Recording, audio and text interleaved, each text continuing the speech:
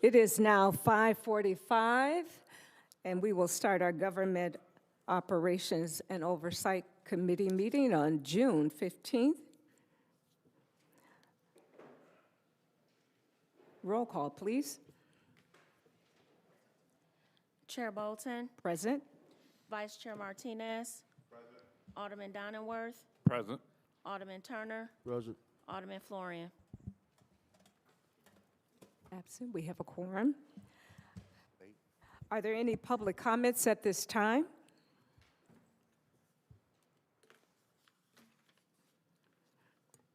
There be none? Okay. So I need a first and second motion to approve the minutes for the Government Operation and Oversight Committee meeting held on Monday, April 20th, 2026. Make the motion. So Second. first by Alderman Turner, second by Alderman Martinez. I think here we just need a voice vote. Okay, all in favor? Aye. Aye. We're gonna do. Any public opposed? comment? We need a roll call. No, but you gotta have a public comment. You skip that. She said it. I already did public comments. I paused for that already. Chair Bolton, Aye. Vice Chair Martinez, Aye. Alderman Donenworth, Aye. Alderman Turner. Aye. I'll have it. Old business, there be no old business at this time. Moving on to new business. Public hearing for the program year 2026 action plan. This is about the city of Waukegan has been granted $176,138 in community development block grant funds for the year 2026 program year. And now we have our director giving the presentation, Larissa Garland. Yes, ma'am. Good afternoon. Good afternoon. Everyone. So I'm just here again. This is our annual action plan, the 2026 annual action plan. I have the action plan available for you in the packet. We are doing a 30-day commenting period, which is the requirement for this to give the public an opportunity to take a look at it. If they have any questions, any suggestions, anything they'd like to say about it, it's an opportunity for them to do this today, as well as they can do it anytime until the approval. So we're asking for, so it'll be going from, June 10th to July 11th will be 30 days. And then we're going to ask for an approval from council on July 20th. If that is approved, then we will submit it to HUD on the following day, which would be July 11th. Once we do that, then they would be able to give us our contract and be able to get us our funding. And so they would then, after we do the contract, submit that, then we'll be able to get our money put into our into IDIS, which is our where we get our money through the federal government. So I don't know if there are any questions about the action plan, if anybody had a chance to take a look at it, or just briefly go through the projects that we're going to fund. Very briefly.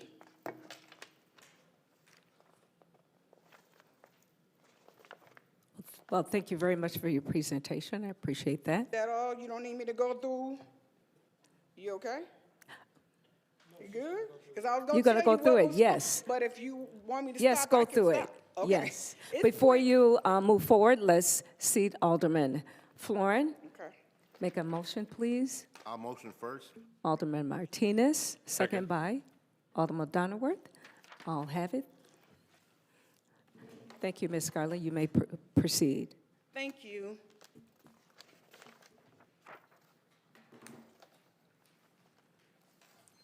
So we have a total of 15 projects that we funded.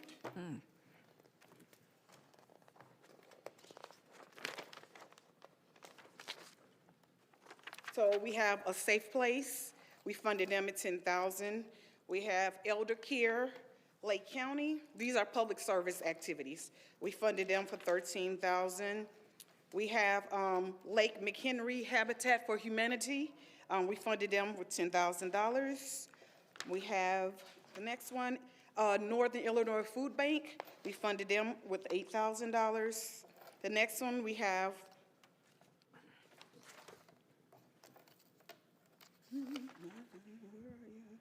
Pads of Lake County. We funded them with $15,000.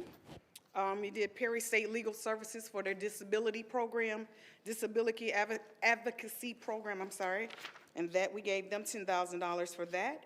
And then we always fund Perry State Legal Services for fair housing. We gave them $10,000 for that.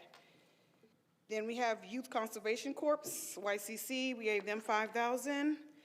Youth Build Lake County, we gave them $5,000 as well. Waukegan Township Home Sweet Home Program, we gave them $9,000. Zacharias Sexual Abuse Center, we gave them $15,000. We also funded Waukegan Park District for the Roosevelt Park renovations in the amount of $100,000. And then we also have the Micro Enterprise Small Business Program, and we funded that at $100,000.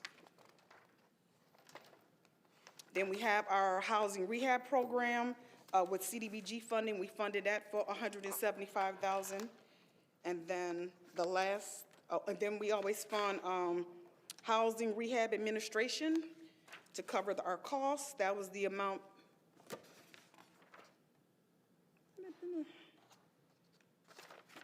That amount was $135,911. And then the final thing is administration. That's the money that we use to be able to pay salaries with CDBG. We can only use 20% of that to be able to cover program cost.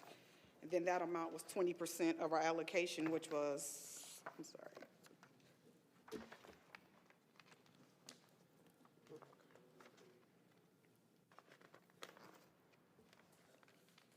$155,227.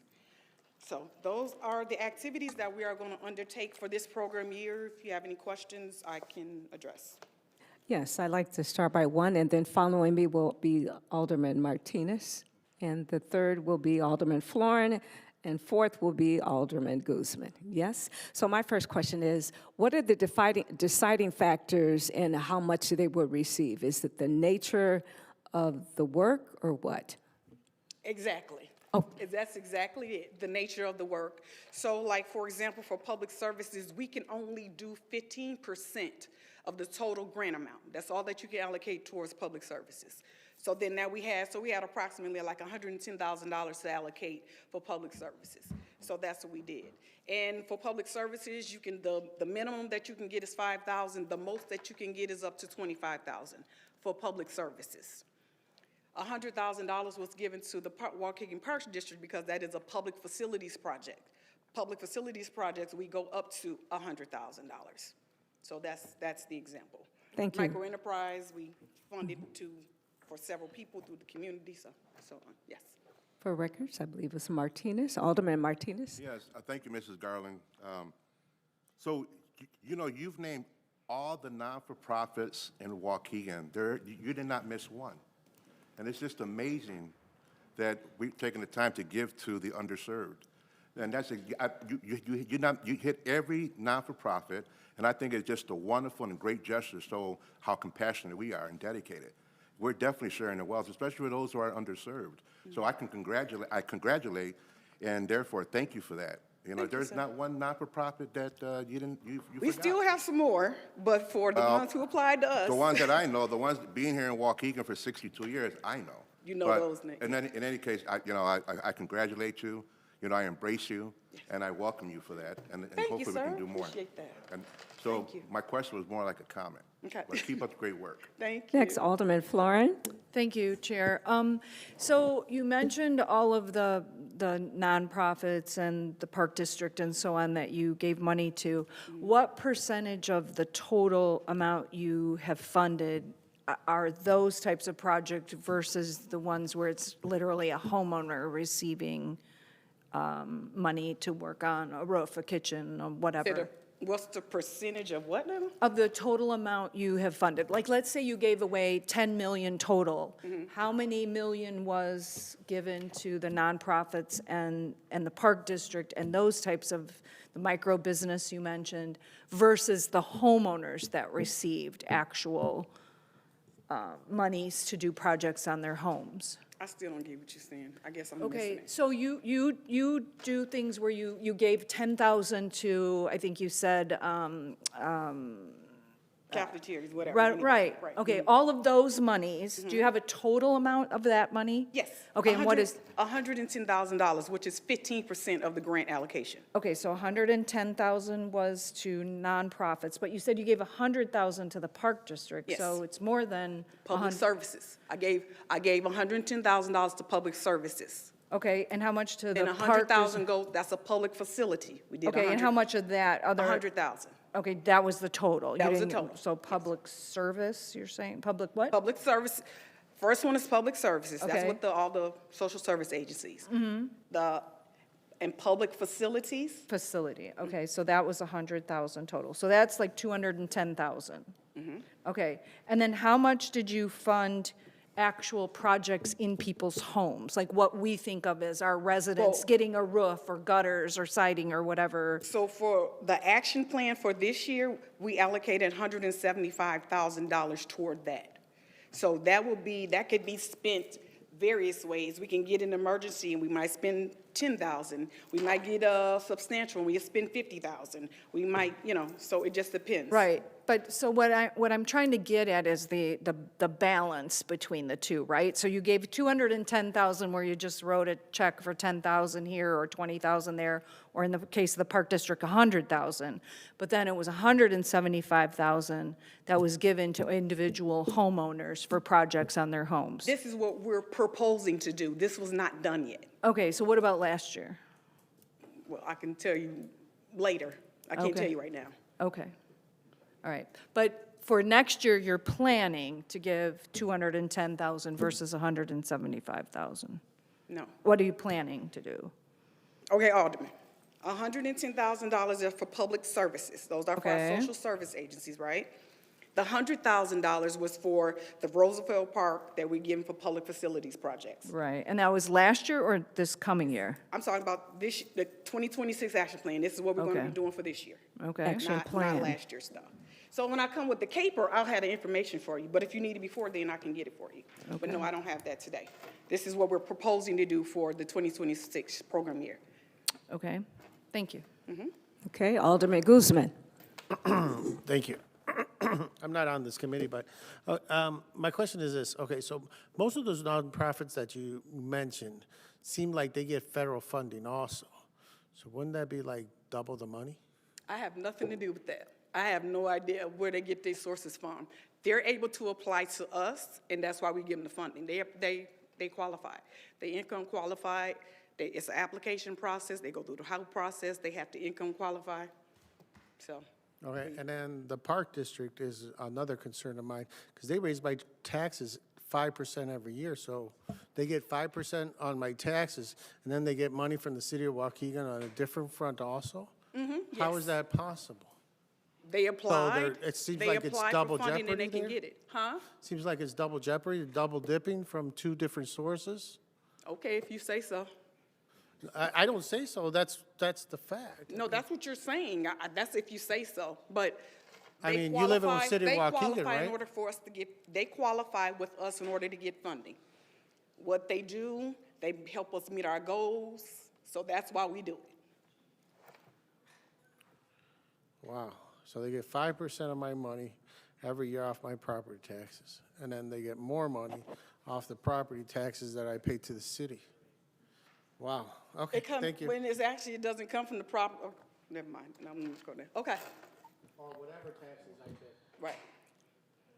So, Ms. Garland, maybe for the listening ear of our constituents as well as us, reiterate the process of how this starts. First, they put in an application, and then secondly, explain the following process. Everyone who gets funding from us, they have to put in an application.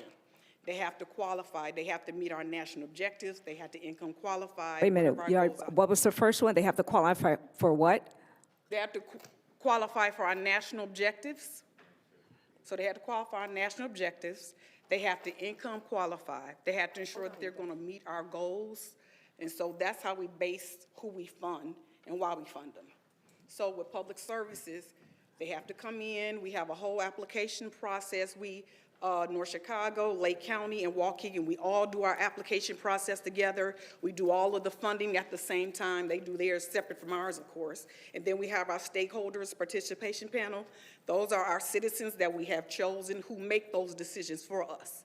They make the decisions for who gets funded and for how much they get funded for. Thank you. Well said. Just so everybody know that you're not the only decision factor, No. but there's many factors involved. Yes, ma'am. Correct. Alderman Martinez, last question, then we'll move on. Well, yeah, mine is more like a comment. So a lot of these non-for-profits, they're grant-based, right? And so they're dependent on grants. And a lot of time with what we're going through with the economy and the state of the state, how we're doing, a lot of that money gets depleted in 6 months. So that's, although it is a grant, that money goes very quick, So I'm sure when these people were, the nonprofits were requesting it, that's probably one of the considerations too. But I do know that I lost my job because my grant money dried up. And that was many, many years. But what I'm saying is that the times we're living with, those grant money, they dry up in 6 months. So I just wanted to point that out. Thank you. Thank you, Ms. Garland. Anything else? No? So that's it with me. I'll just be back on the 20th of June for approval. So, Thank you so much. Well job. Good job. thank you. Thank you. Okay. I need a first and second motion to approve a resolution approving the renewal of agreement between the City of Waukegan and, help me pronounce that, Origami. yes, Risk. Origami. Oregani Risk LLC for 3-year risk management centralized system contract for an estimate amount of $68,113.75 year. I'll make the Any motion. questions to this motion? I'll make the motion. The first and Alderman, second. first by Alderman Turner, second by Martinez. Any questions to this motion now? If not, roll call, please. Chair Bolton, Aye. Vice Chair Martinez, Aye. Alderman Donenworth, Aye. Alderman Florian, Aye. Alderman Turner. Aye. Ayes have it. Now, at this particular point, I understand there's a change. It is noted, discussion on elimination of the courtesy holdover. One second, we need to do item C. Item C, okay, I'm sorry. A first and second motion to approve a resolution approving a settlement and release of all claims of Waukegan Police Department employee workers. Compensation claim number 24106W007 for the amount not to exceed $71,959.30. Okay, the first. Motion? First by Alderman Martinez, Second. by Alderman Donenworth. Any question to this motion? Not, roll call, please. Chair Bolton, Aye. Vice Chair Martinez, Aye. Alderman Turner, Aye. Alderman Florian, Aye. Alderman Donenworth. Aye. Ayes have it. Okay, now we will interject and have a discussion on the elimination of the courtesy holdover.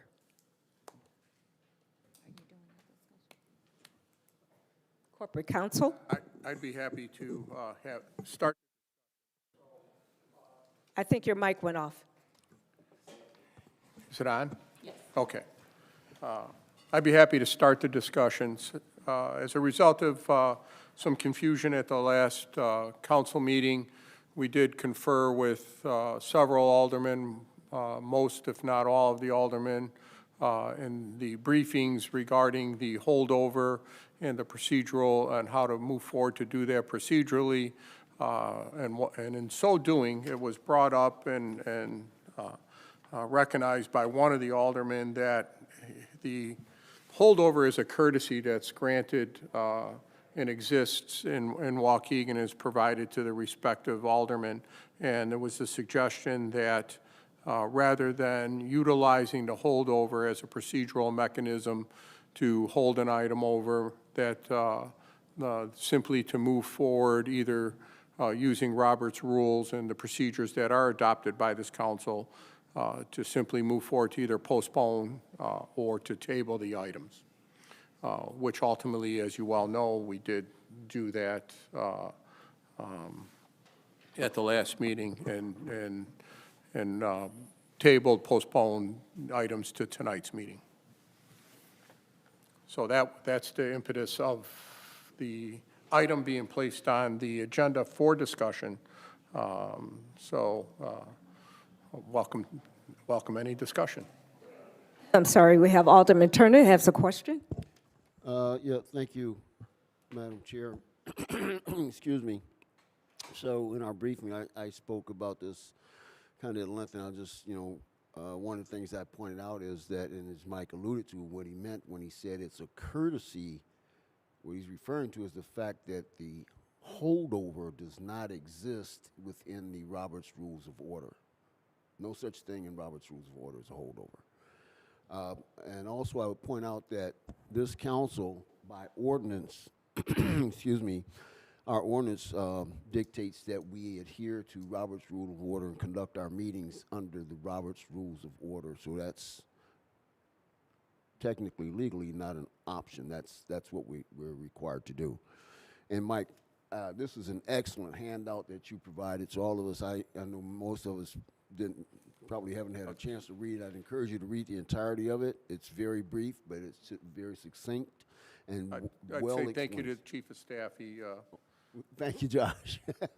But it's very succinct and explains each element of motions and tabling, et cetera.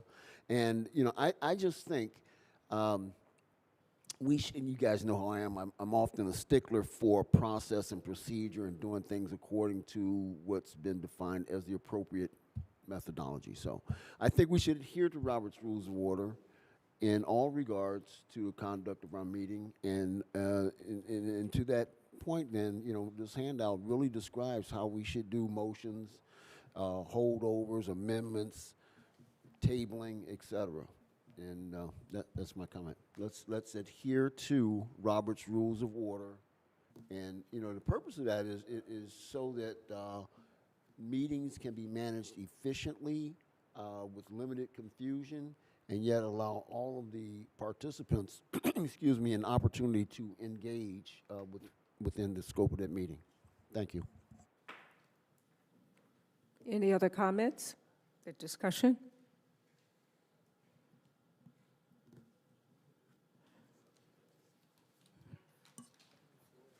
Alderman Florin, go ahead. Thank you, Chair. Well, it does say here that if you approve of an idea, but you want to change it, you can amend it or submit a substitute for it.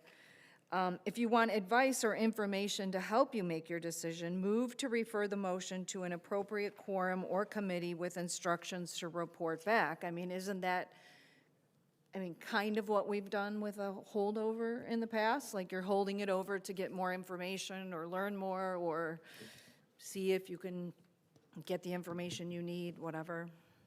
Absolutely, and the holdover is simply a mechanism utilized that was created, and this is unique to this council.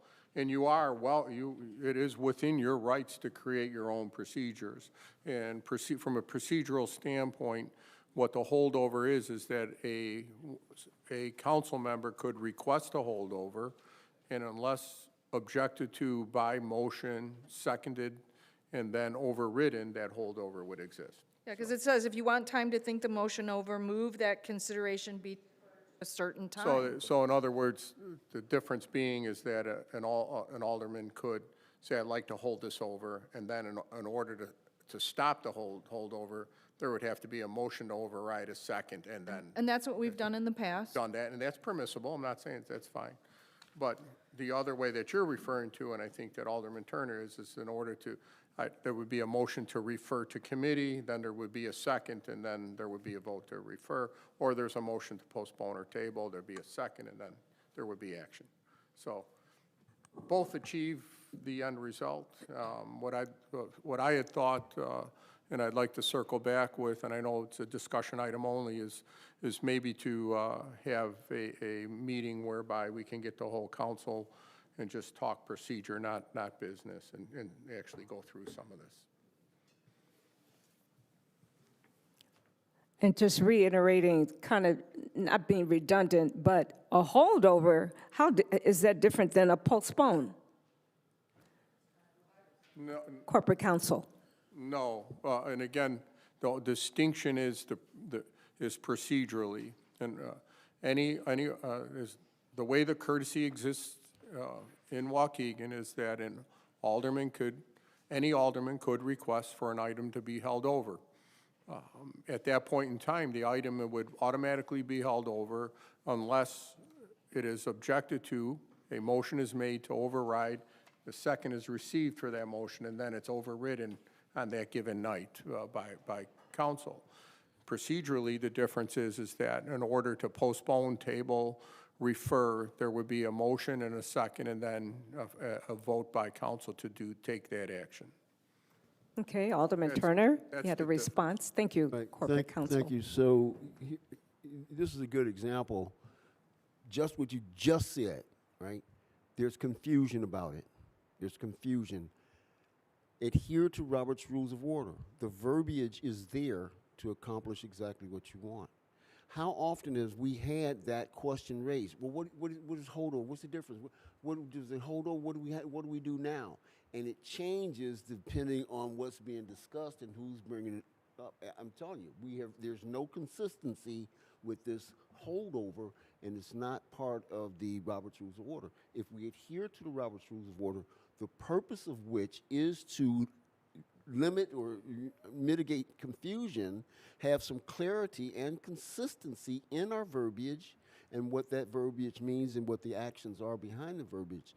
Let's stick to what's in our ordinance. What we're talking about here is, we have an ordinance that says do this, and we say, we don't really like that. Let's do something else. But you're not even clearly defining it, and it's going to open up again to more and cause more confusion, as it has done numerous times over the past 20 some odd years that I've been in the council chambers.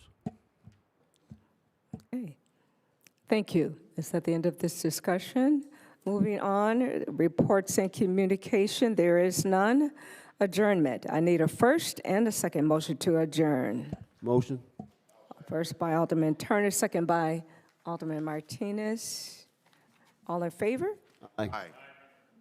All have it. Thank you. It ends our meeting at this time.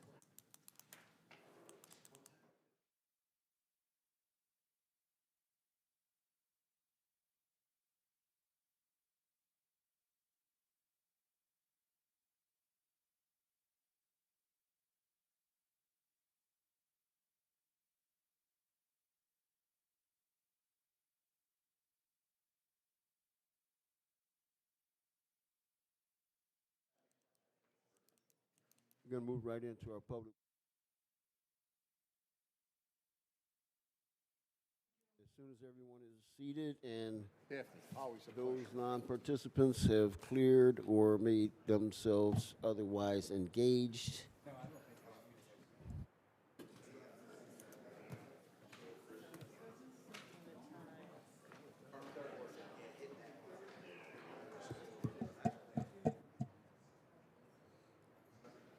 Oh, look at all the police. Somebody in trouble. Ooh. All right.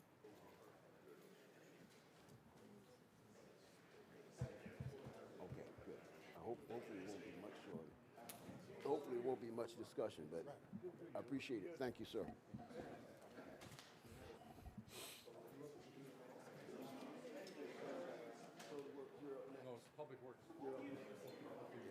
Yeah.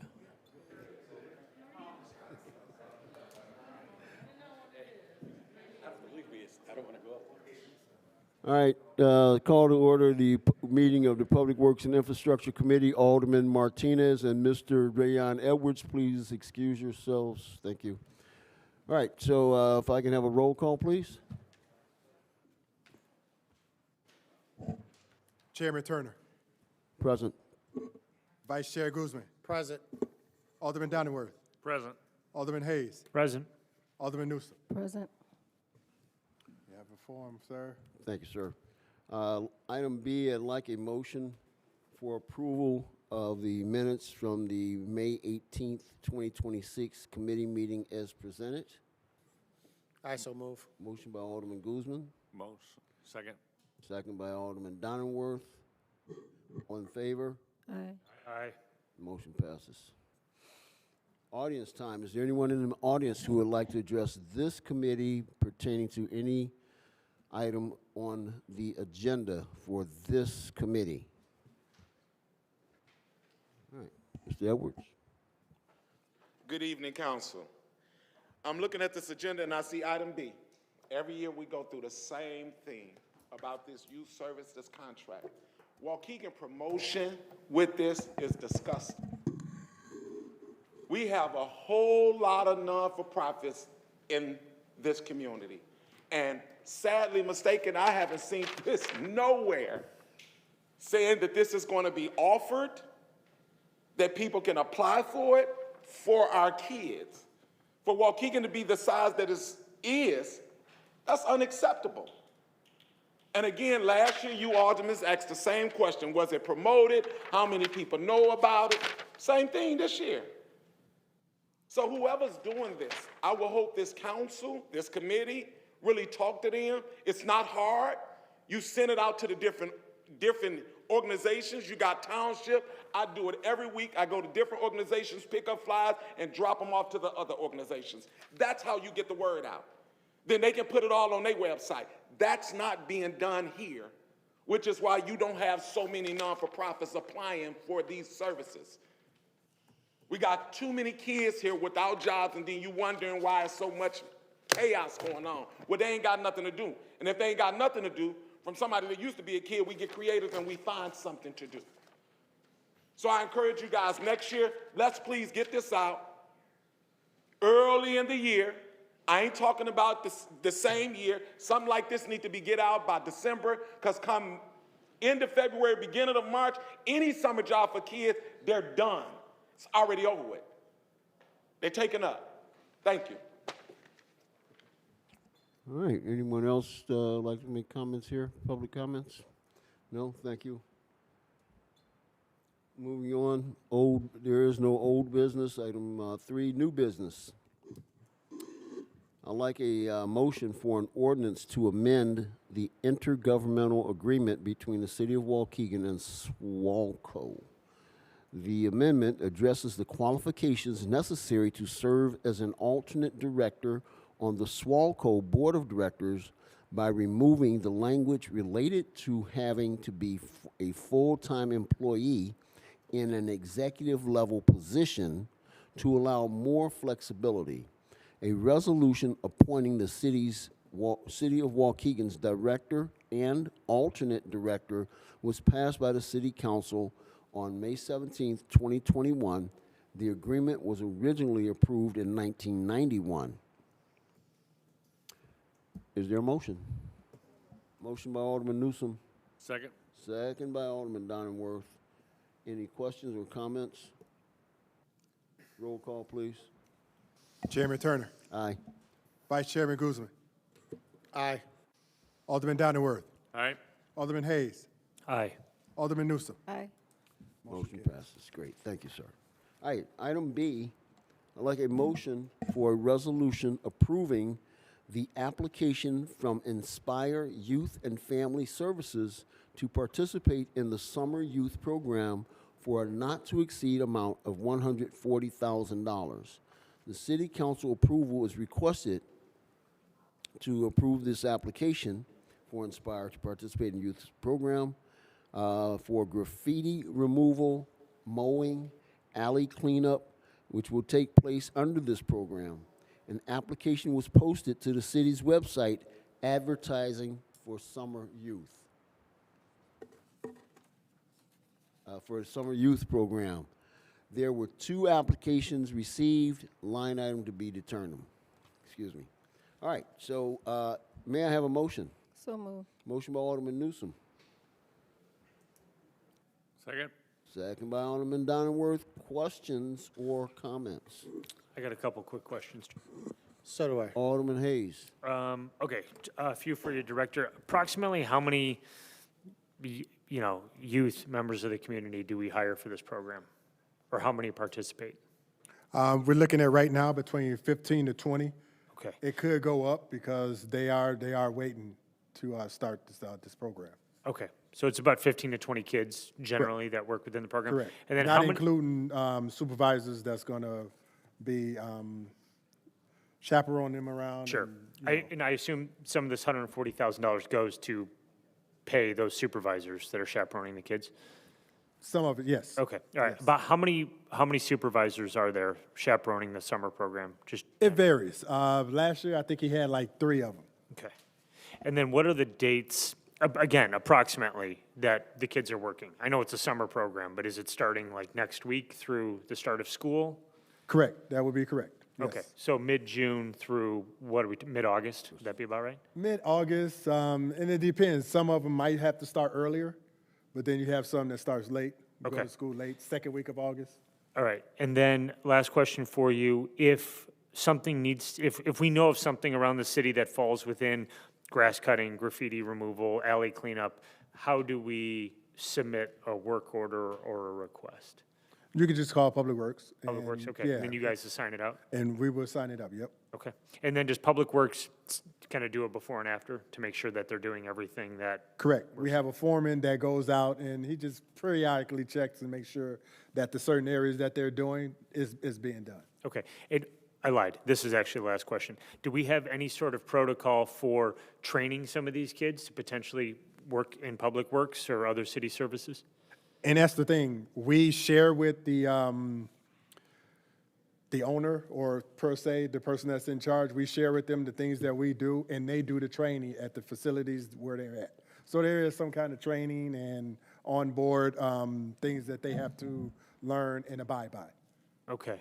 But are we making any effort to potentially like retain the kids year after year and maybe get them into a system where they can then work for the Correct. city? Okay. Yes. Okay. All right, great. Thanks for answering my questions. I know we hired directly, like last year we hired 2 out of that program, right? I know we've hired, in the last couple of years, we've hired 3 or 4 guys directly from that program. It was other programs, but it wasn't this. Yeah, it was yeah. programs, yes. Not this Correct. outfit, but it was another Correct. youth work program. that Yes, they there came- you go. Yeah. Yes. Yeah, okay. So, yeah, we are hiring, Tom, in some cases directly from the youth program. Okay?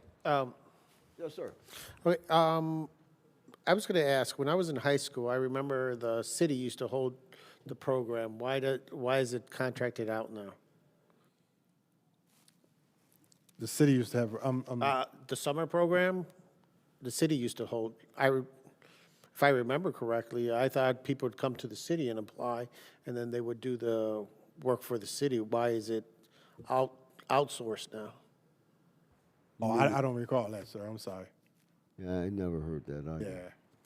Yeah. Is that not how it worked? I thought that's how, when I was in high school, when you got out of, You had private entities that would hire people and then connect with the city so that they can go to the city to do work. You had that going on. because I swear, I thought the city had a summer program. Students would come over there, apply for the job, and then you guys would take care of the whole thing. I never knew it was outsourced. Okay. All right. So we don't have an answer for you. Okay. All right. Any other questions? Okay. And go- then this is not the person that was, that we spoke about that had the issues or something like that? No. Okay, awesome, thank you. All right. Roll call, please. Chairman Turner, Aye. Vice Chairman Guzman, Aye.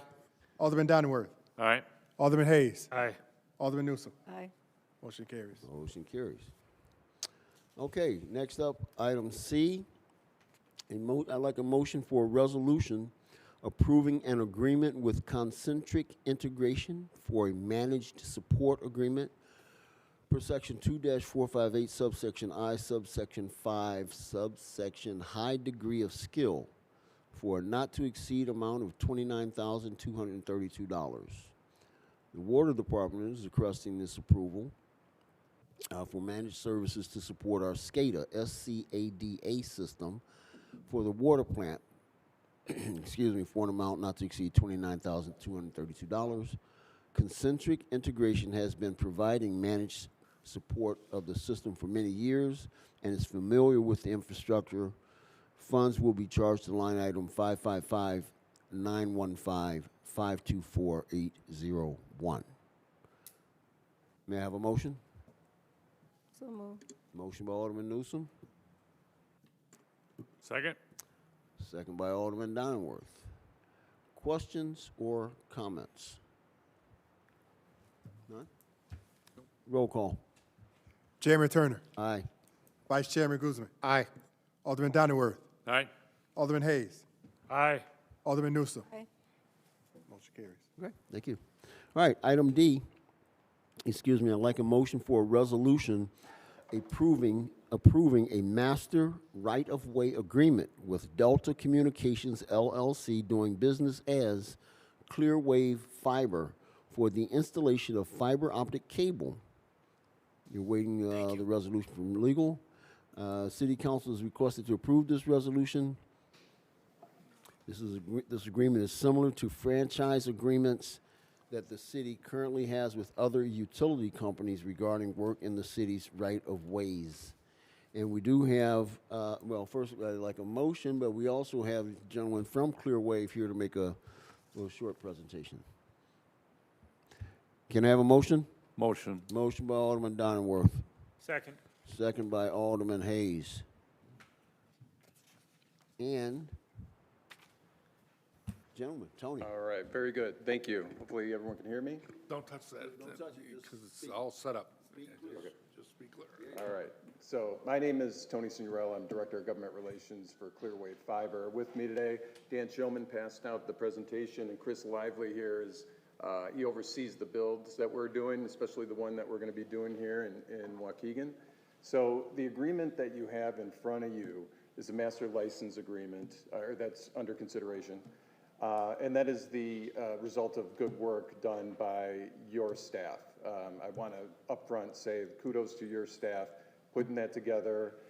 Michael's team, Joshua and Tom, good work, coordination between our team and your team for many months actually trying to put this together. So what we're doing here is we are proposing a 100% fiber to the premises network, broadband internet service to the residents and the businesses of the city of Waukegan. And we're very excited about it. We want to give the residents a choice for fast and reliable internet service. We are very competitive with our prices and our speeds, 100 meg all the way up to 7 gig, which is astronomically fast, as you can imagine. So we're all about community impact, community service. We want to make sure that we're giving back to the communities that we're living in and we're building in. Economic development is what this is going to generate for the city. We are very involved with Lake County partners. Saw the mayor there, and we had a good conversation about us getting into the city of Waukegan and building it out and having an option for your residents. Here to entertain any questions that you may have. We're again very eager and ready to do our building. We want to be very communicative during that process as well. We do a pre-construction meeting. We go over the plans for it. We want to communicate how it's going during the build and then after as well. Great, thank you, Tony. So you telling me I'm going to get 7 gig to my house? If you want, we have that option, yes. I want it. All right, and you guys are paying. Your city's not on the footing the bill for this thing. I am glad you brought that up because this is purely on us. There's no business of the city of Waukegan to provide that. No capital put forth by the city whatsoever. It is completely and totally on us. And on top of that, we don't have any customers promised to us. So we need to build it and do it right. And what do you anticipate the timeline for the completion of the project? How long is it going to take? Completion, I know we're planning on starting in Q4 of this year. Completion. A bad time to start, man. 9,800 passes, I could get about 1,000 every month. So it looks like 9 to 12 months, depending on obviously moratoriums and anything, any kind of delays in permitting or things like that. Obviously, we'll work with you guys to establish those quicker process. Those first few months are always slow rolled just to make sure that we're meeting everybody's requirements. Yeah, got it. Okay, thanks, Chris. All right, questions and or comments from the committee? I have a question. Sure. So where do you start the rollout, or where does construction start in the city? 1320 So North Jackson. construction's always gonna start at the source of the light. So we've got cell sites that we're working all throughout the area. Additionally, we're gonna be starting from that source of the light, getting to our first FDA, which is called a fiber distribution area, which typically services around 400 homes. We can support more, but typically what we've seen in the area is that permitting departments can't handle much greater areas than 15 to 25,000 feet at a time. So we don't want to overload your departments with any kind of review and still be able to match timelines of reaching that about 1,000 houses a month.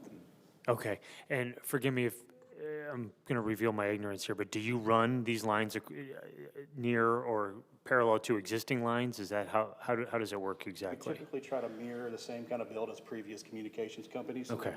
You guys are already familiar with Public Works, where those are. Yeah. So I'm imagining you probably have ran into issues with those areas. We want to make sure that if there's issues, we correct those and we try to mimic exactly what the previous communications company is doing so that you know where all of that's at in one bundle. All right, and you just piggyback on the easements that are already in place to be able to run the lines? We avoid rear easement building. We build mostly front easements. So the guys that we partner with is NICOR right now. NICOR and the water department, we are all hand in hand. So typically what I'm seeing is kind of varied all over the place. The water department may want us to be on the opposite side. They may want us parallel. It just depends on what kind of maintenance activities you guys got going on, what kind of previous problems you've had, and what kind of requirements that are going to come out of those pre-con meetings. All right. And just to jump in on that one, I want to reemphasize that we go by the permitting. We go by your city code and abide by it in every way, shape, or form. Yeah, I much appreciated. I think it just makes it easier for everybody involved. Is any component of this underground, or is it all of it's underground? Yes. I told you I was going to show you my ignorance. Okay, that's great. Thank you. Outstanding. All right, anyone else? Great, gentlemen, thank you. Excellent presentation. I look forward to working with you guys and watching the project come to fruition. Very good. Thank you so much. Thank you, sir. Okay, roll call, please. Chairman Turner. Aye. Vice Chairman Guzman. Aye. Alderman Donnerworth. All right. Alderman Hayes. Aye. Alderman Newsom. Aye. Motion carries. Great, thank you. Item E, excuse me. I'd like a motion for an ordinance approving to dispose of various surplus vehicles and equipment through Obanoff Auction Services Incorporated. Motion. Motion by Alderman Donnerworth, Second. second by Alderman Hayes. Any questions? I will say that we've been using Obanoff for this service for many years, and the service has always been satisfactory. No hiccups or hinks or everything's above board, and I appreciate their diligence and professionalism. There are no questions. I call for roll call. Chairman Turner. Aye. Vice Chairman Guzman. Aye. Alderman Donnerworth. All right. Alderman Hayes. Aye. Alderman Newsom. Aye. Motion carries. Item 4, reports and communications. There are none.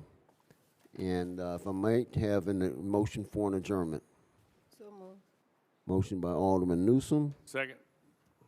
and second by Alderman Donnerworth. All in favor? All right. Aye, and we are adjourned.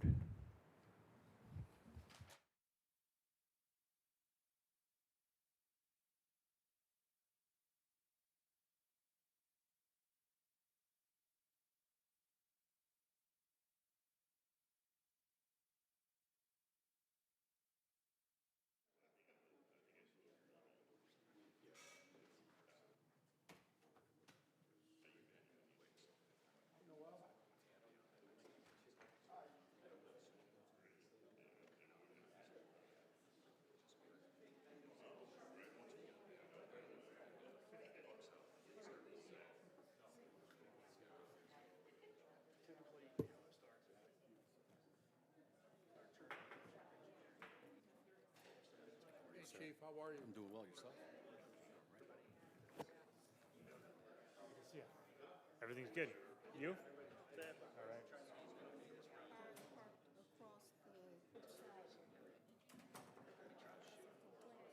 No problem. I will take care of that. I'll take care of it. Yeah, if they ask me, I get two things. Where the,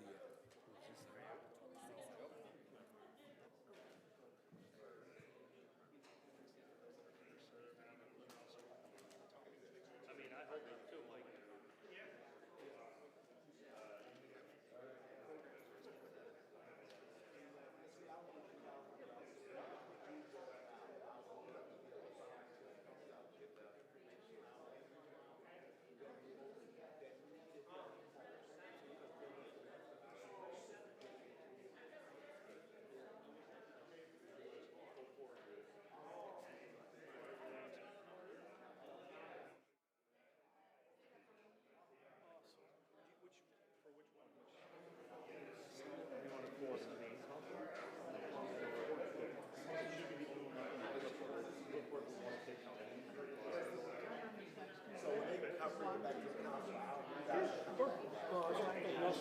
talk because I'm.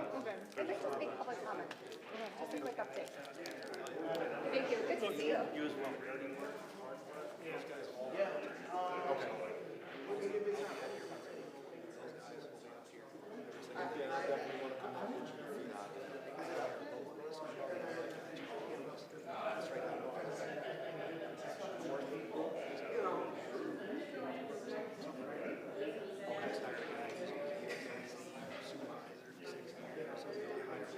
I think about Juneteenth, I think about the words freedom, strength, culture, history, resilience.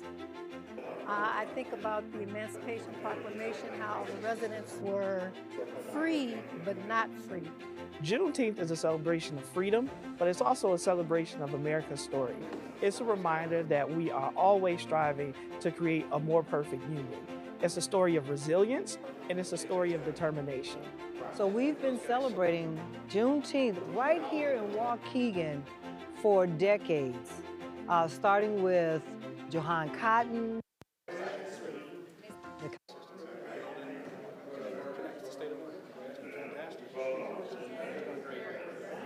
Chief, question for you. How do I get your fire department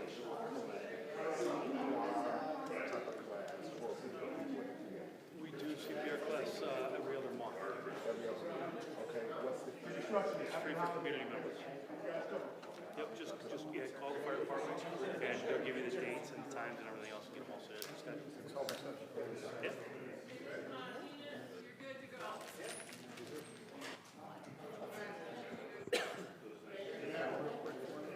Thank you.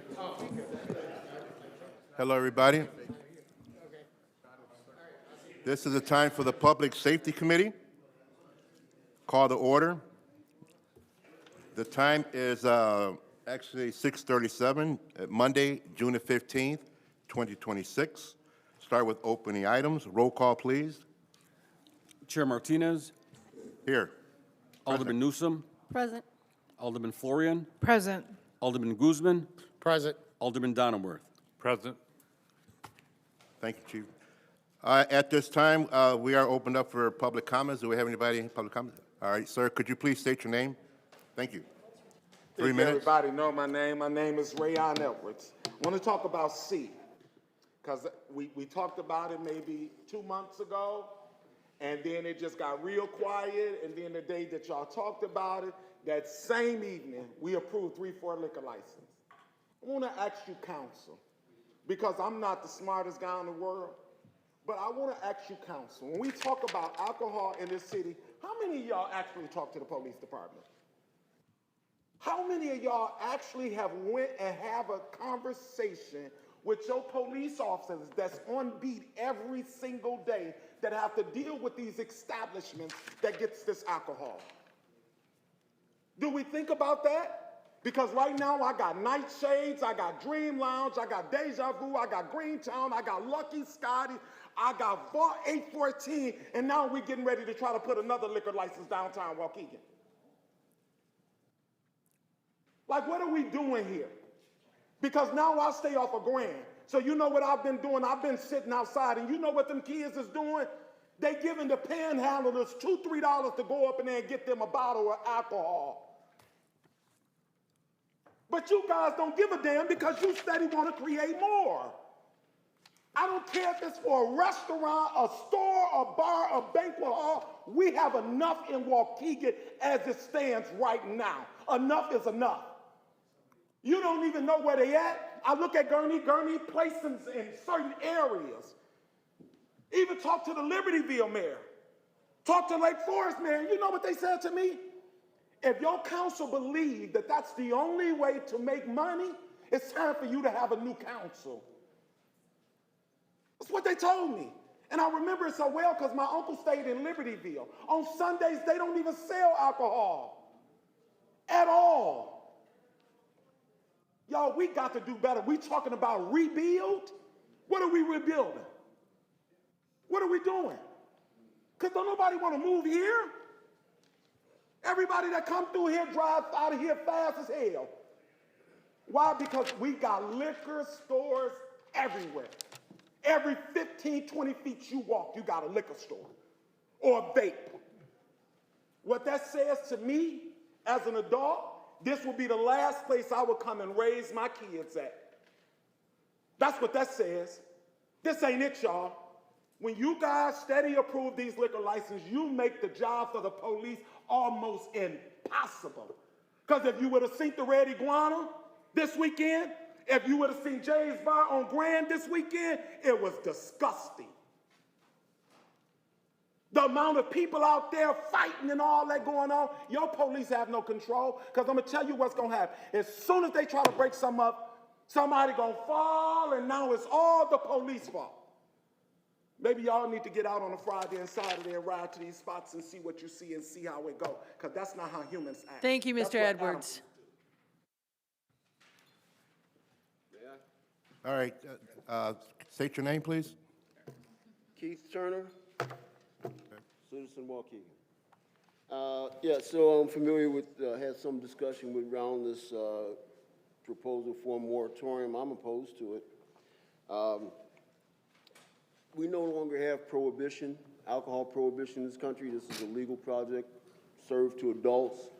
The sales is protected under state licensing, state legislation pertaining to who can buy 21 and over, et cetera, et cetera.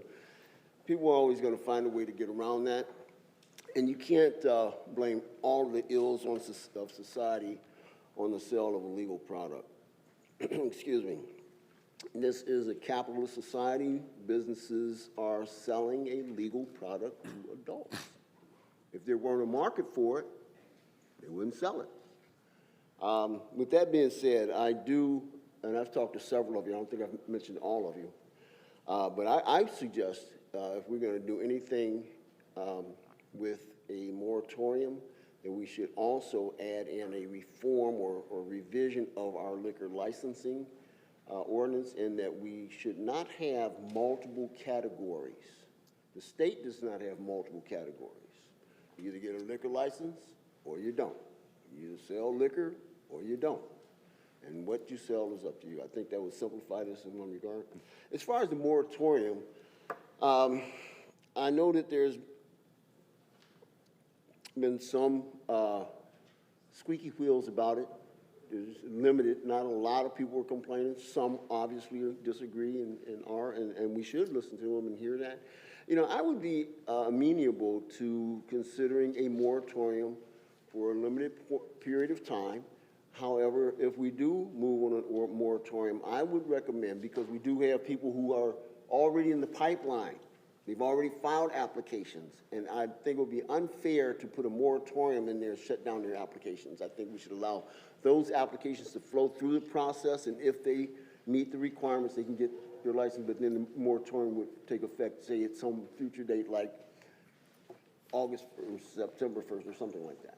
That's my comment. Thank you for your attention. Thank you. Is there anybody else for, okay, good. Excuse me, for the record, could you please state your name? My name is John Ferranzina. I'm a licensed contractor in the city of Waukegan. I have serious concerns over your building department and wanted to bring it to everybody's attention. What is the purpose of the building department? Is to enforce the adopted codes, specifically 101.2, the scope.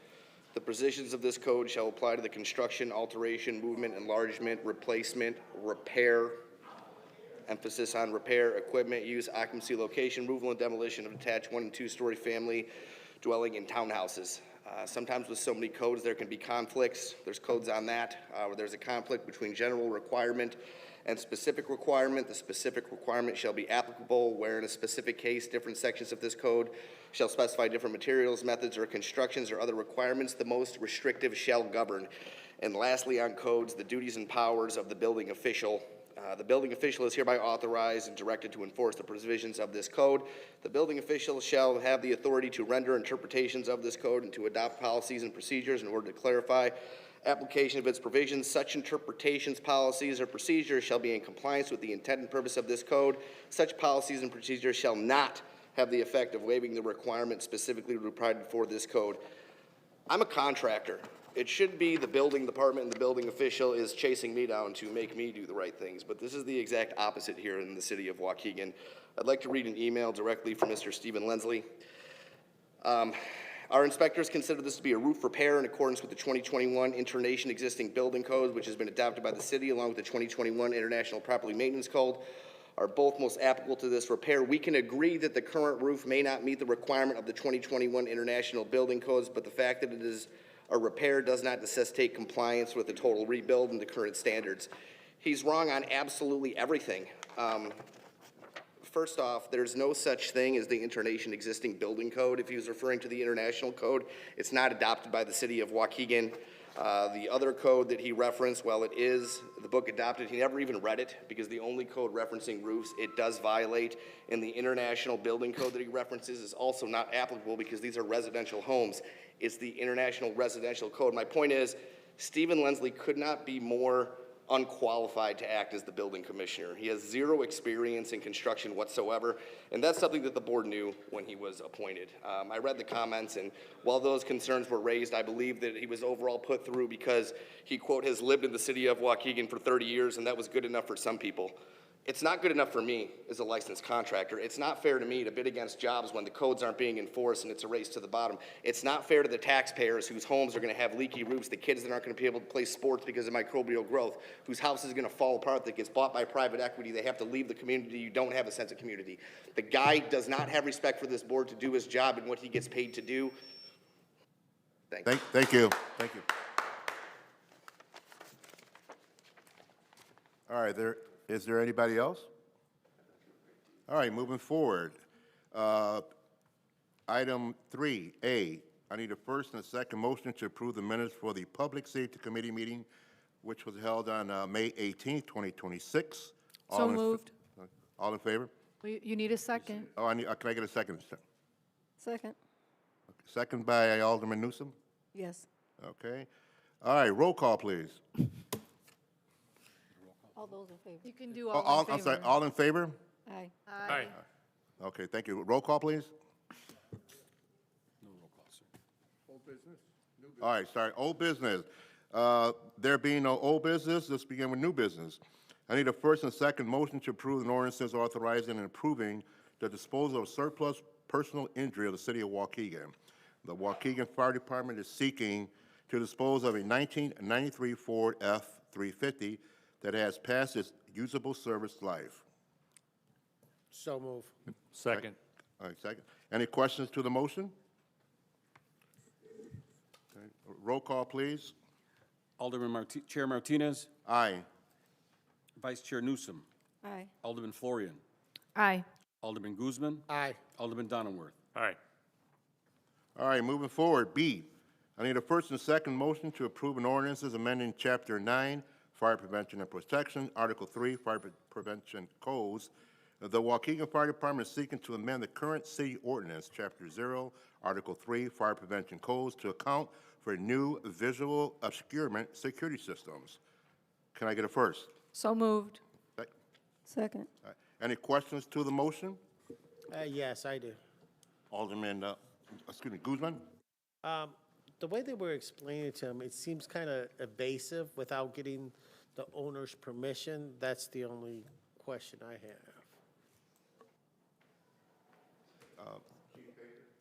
Sir, what do you mean permission? Okay, so the way they explained to him, it seemed like it was too much of a big brother kind of thing, that you guys can actually look in somebody's location and find out where the obstacles. How about if they're, I don't know, what they have inside there, and No, you know, so- I understand the safety part of it, but So what this is, businesses are installing these new fog systems. So if a burglar alarm trips, it fogs the business. So that way, if there's a burglar inside, they can't see what they're doing. So all that we are asking for with this amendment is that, because what would happen is if we got called there for an alarm, we would get our key, the key to the city out, open up the front door, and we would trip the burglar alarm, so it would fog on us. So what this ordinance is doing is mandating that if a business is going to install this fog system, as part of the burglar system. In our Knox box, which is our key that we go into, it will disable that system. So that way, when we go in, it will not fog. It disables it immediately, so we don't set it off. It's a benefit for us because we'll be able to go into the business and see what's in there. And it's also a benefit to the business because then it doesn't cost them money because the fog system is activated. We can't see anything in there. By not seeing, it's a benefit to the business so the burglars don't go inside there. That's all that is. I totally agree. It wasn't explained that way to me. Okay, thank you. Sure. All right, any other? I have a question. I'm sorry, Chief. Sure. So with what we want to get, do we have, are there reports or anywhere where there was instances where the fog did get on the police officers and it created a nuisance, or was it a safety issue? Honestly, Alderman, I don't even know if there's one in the city yet. I'm not sure about that. I know there's been a business that is interested in putting one in, but I don't believe there are any in the city yet. I could be wrong with that, but I do not know of any. But it Throughout the country, not necessarily Waukegan. We're just trying to prevent it from happening. And there's no harm. It's no different than the smoke that you get at a haunted house. It's fake smoke. It's artificial. It's artificial fog. Right. All right, well, we have to look out for the safety of everyone involved, so. Yes, sir. All right, is that it? Okay, moving forward, new business again. I'm sorry, can I get a roll call, please? Yes, sir. Chair Martinez. Aye. Vice Chair Newsom. Aye. Alderman Florian. Aye. Alderman Guzman. Aye. Alderman Donnerworth. Aye. Okay. Moving forward, discussion on ordinances establishing a 12-month temporary moratorium on the issuance of liquor license, certain liquor licenses. We start the conversation. Discussion? Discussion?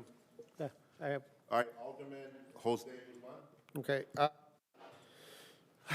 Okay, I mean, it's a choice. I mean, I can tell you I haven't had a drink in, I don't know, in a while. So it's my choice not to have a drink. So to have a liquor license, you could vote no. Alderman Newsom does it all the time. So I don't understand what a moratorium is needed. So if you don't want a liquor license, it's very easy. Get the 5 votes and vote no. That's it. I don't get what's the issue. Okay, is there anybody else? Florian?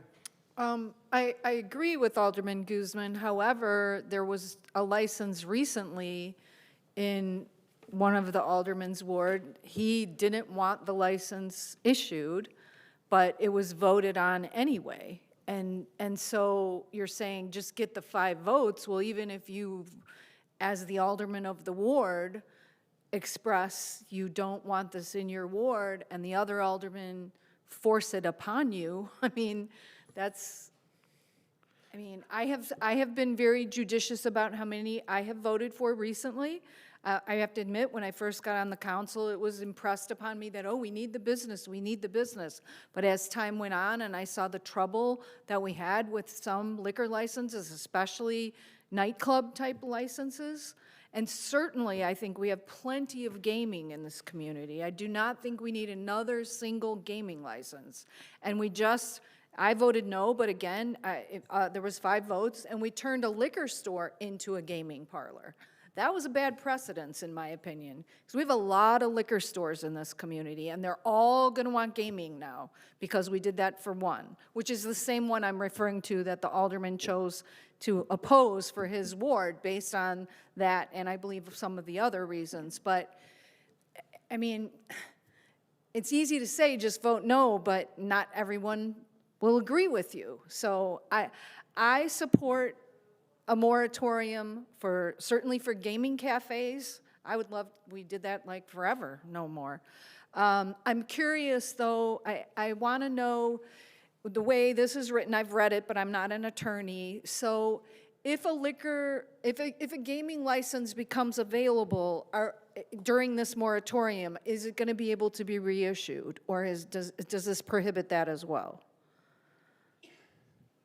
So during the course of the moratorium, there will be no new licenses issued. And that would be considered a new For that license, 12 months, even though it's one that became available, quote unquote.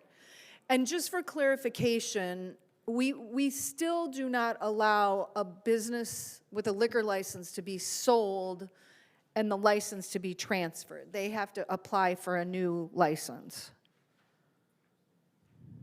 It would be, well. That is incorrect. I'll have to defer and ask that to your director, but if it's if they're selling the corporation and the shares of the corporation, they would have to come in and get fingerprinted, and the managers would have to submit themselves. So during this moratorium, people wouldn't be able to sell their business if they have a liquor license? Liquor license issued if they're selling. So I can't hear you, I'm sorry. There wouldn't be a new liquor license that would be issued, because if they're selling the shares, So- the license would still be in effect. So let's say you have a restaurant and you sell alcohol as well, and you want to sell during this year moratorium. You could sell your restaurant, but you couldn't sell your liquor license. So for the licensing department, by the way, I'm Angie Morales. I work in the license department. If they buy the corporation, so buying the corporation, they would fill out an application so we had the new ownership's information. But that was like getting the money. So they would get everything. But if it's a different LLC, different corporation, that would be considered a whole new application. Correct. But if they're Okay. buying the corporation, they're buying the debts, they're buying everything. The license. Okay, but what is every restaurant incorporated? I don't know. Most, if not all, are. For protection? Protection. Yeah. I'll just add one point, based off feedback that we received, conversations and also the previous discussion committee. Currently, the 3 licenses that we have in the draft that is, part of the discussion here are liquor stores, gas stations with liquor, and video gaming. We decided to leave that to the council if you'd like to add additional license categories, but we want to make it more specific based on some of the feedback we received about it being vague of, it's a blanket moratorium with exceptions. We figured to set it up to be a discussion on should we look at targeting certain license categories, and leave that to you all. So, okay, sorry, I'm still trying to wrap my brain around this, but if you want a video gaming cafe, you have to have food and beverage. Is that considered a restaurant? No. So like, Those are not licensed as restaurants. They're licensed as gaming. so that would be included in the moratorium? There would be no new gaming cafes? As it's drafted right now, yes, ma'am. Okay. All right, any other questions? All right, just comment. I was asked, why won't you just go ahead and vote no? I think that by voting on it, it sends a clear message for any potential person that think they can come up and want to even create liquor license. I'm not in the habit of inconveniencing people. I don't think they should go through the process and they get up there just knowing that we're going to say no. So that's not a good idea. But Alderman Florian, you are absolutely correct. I've received 4 phone calls from 4 gas stations in my area. All of a sudden, they want to have a gaming. All right, so I totally disapprove of that, and I told them I disapprove of that. So again, this is just a 1-year moratorium. We have people complaining every day about this. We have, it's out of control in some cases, and some of the people that come up here and speak, some of them are absolutely correct. So this sends a clear message to anyone who think they can come and open a liquor store or even try to promote it in anyhow. It's just a 1-year moratorium. Like I said, when I first committed to this, I have a huge homeless population in my ward, and I have liquor stores everywhere. And so I'm looking out for the safety of not only from my constituents, but my community as a whole. Before I'm an alderman, I'm also a resident, and I'm a caring resident. I just wanted to put a moratorium, to put a stop on it. It's just only for 1 year. And again, I don't understand why we're debating going back and forth. It's about public safety. It's not about, with all due respect, Alderman Guzman, you said you're right, it's a choice, but unfortunately, it's not about you. It's about what is right for the community. All right, we want to go ahead and ban balloons and bags, but we don't want to look out for the public safety. And yet, every week we come up here, and people are always complaining that it's out of control. What does it take? Do I need to send smoke signals? I'm not sure. So when you vote your conscience, but then you answer to your constituents and let them know how you feel about it and why you voted that way. And I pray to God that we don't come here one day and we're mourning something because someone's drinking with accidents going on. But think about that. It's not about me. I'm not getting anything out of it, excuse me. It's about public safety, you guys, and what is right for the community. And if you can't do this for 1 year, I kind of question that. But in any case, whatever, vote your conscience, and I'm pretty much, I did what I did. I was steadfast, and whatever the vote comes out to be, that's okay. But I at least I can go back to my constituents and let them know how I voted and why I voted and how the others voted. So keep that in mind. So thank you so much. Alderman Martinez, I'm sorry, I have another. Yes, So Alderman Florian. I appreciate the passion you just gave and how important it is and lives saved, but how does 1 year moratorium do that? Like, what do we do next year? Are all of a sudden, a year from now, are we going to be like, oh, well, we don't care so much about lives anymore. We're just going to go back to the way we were doing things before. I guess I'm a little concerned about how that looks a year from now. Well, I don't think, you don't have to be a rocket science. It gives us the opportunity to regroup and look how we can get back and make it better, make it easier, make it more productive. I'm not saying get it 1 year. Make it easier. What do you mean? To the fact where it's safe again, where we don't have to experience what we're experiencing now with so much going on. So again, it gives us the opportunity to come back and think about it and put our heads together as a team and come up with a logical solution. We can do that. Other municipalities do it. Why is it that Waukegan can't do it?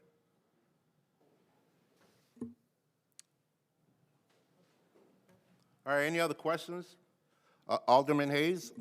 Thank you, Chair. I'm not on the committee, but I circulated an email last week addressing or raising some of the questions that people are asking now, but one that was not answered was under the Class A license, the definition of a tavern, and it seems like alcohol can be sold on or for consumption on or off premises, the way I read the definition.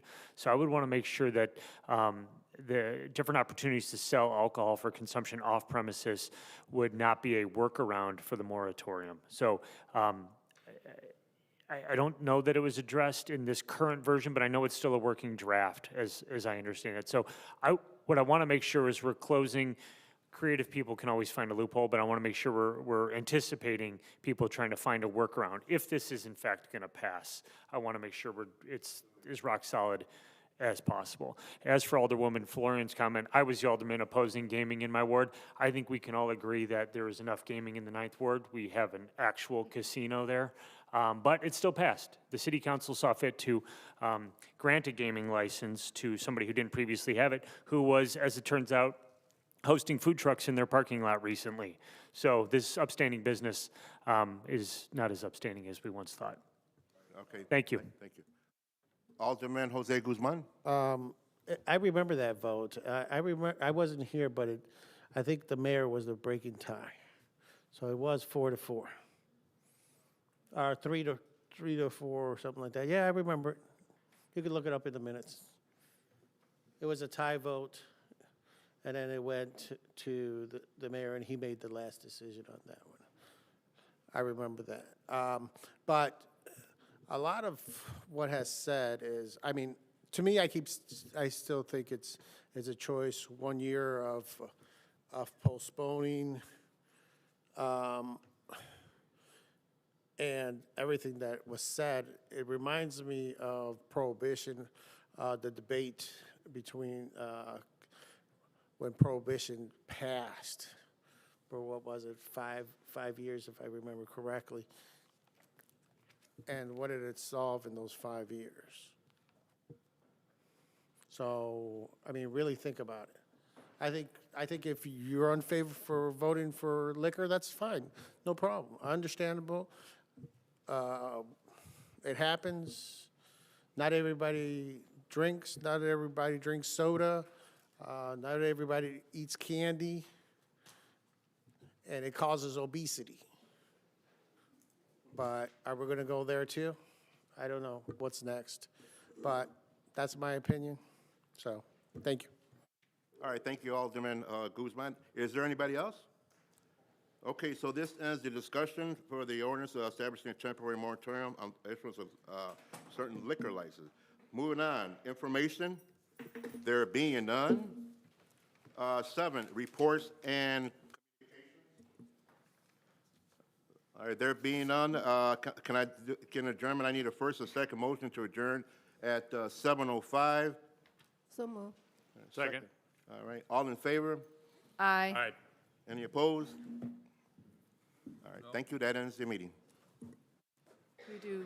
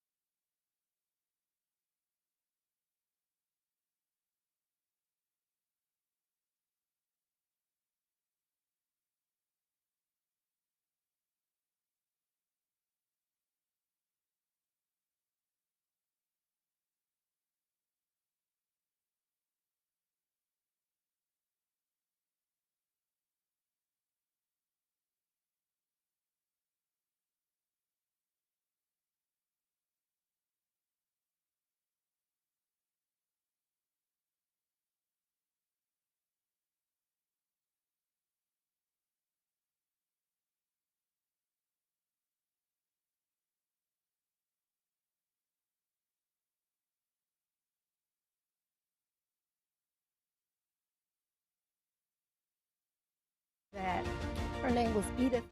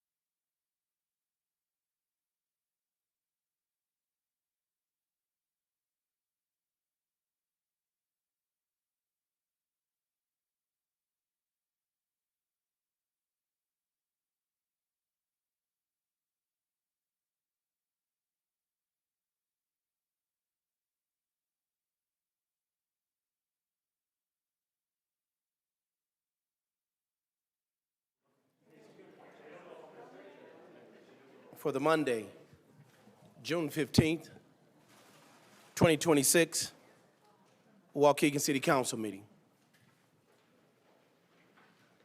Roll call, please. Alderman Hayes. Present. Alderman Bolton. Present. Alderman Guzman. Present. Alderman Martinez. Present. Alderman Felix. Present. Alderman Newsom. Present. Alderman Turner. Present. Alderman Donnerworth. Present. Alderman Florian. Present. Mayor Cunningham. Present. You have a quorum, sir. Quorum. Thank you. Somebody else want to be here, too. Item B, invocation, which will be led by Pastor Fred Overton of Waukegan Community Church. And immediately following him will be the Pledge of Allegiance by Josiah Ewing from Andrew Cook Magnet Elementary School. Pastor, all rise, please, for the invocation. Amen. Let us pray together. Heavenly Father, we thank you, God, for the privilege that we can come into your presence. Matter of fact, you have said, let us come boldly into the throne room of God to receive mercy and grace at a time of need.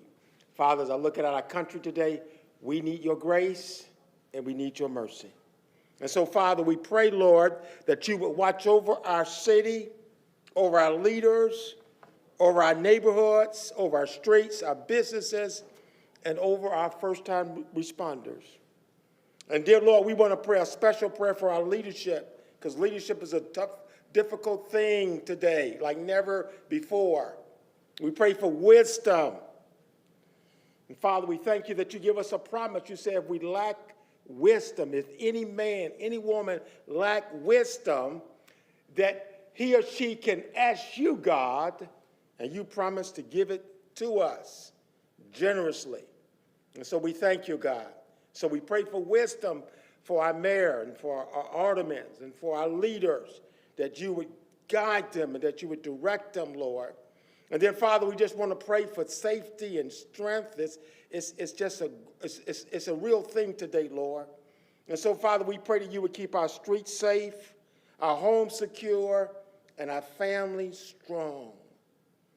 And then, Father, we just want to pray just for our neighbors and residents, those who live in the city, that God, that we would be committed to doing what we can do, not just dependent on the mayor, but what we can do to make our city better, and how we can work together, and how we could be more respectful as we work together. And we are better together. We are better together. And Father, I ask all of these things, which is according to your word, Lord. So my last request is that I pray that you would bless Waukegan, that you would bless it financially, that you would bless it with great, powerful leadership, that you would do something supernatural, God, because you are a supernatural God. And we thank you. We pray your blessings. Lead us, guide us, and direct us. In Jesus' name, amen. Josiah, come on up front, Josiah. Come right up here front. Right there is fine. Start us off, sir. I pledge allegiance to the flag of the United States of America and to the republic for which it stands, one nation, under God, indivisible, with liberty and justice for all. Thank you.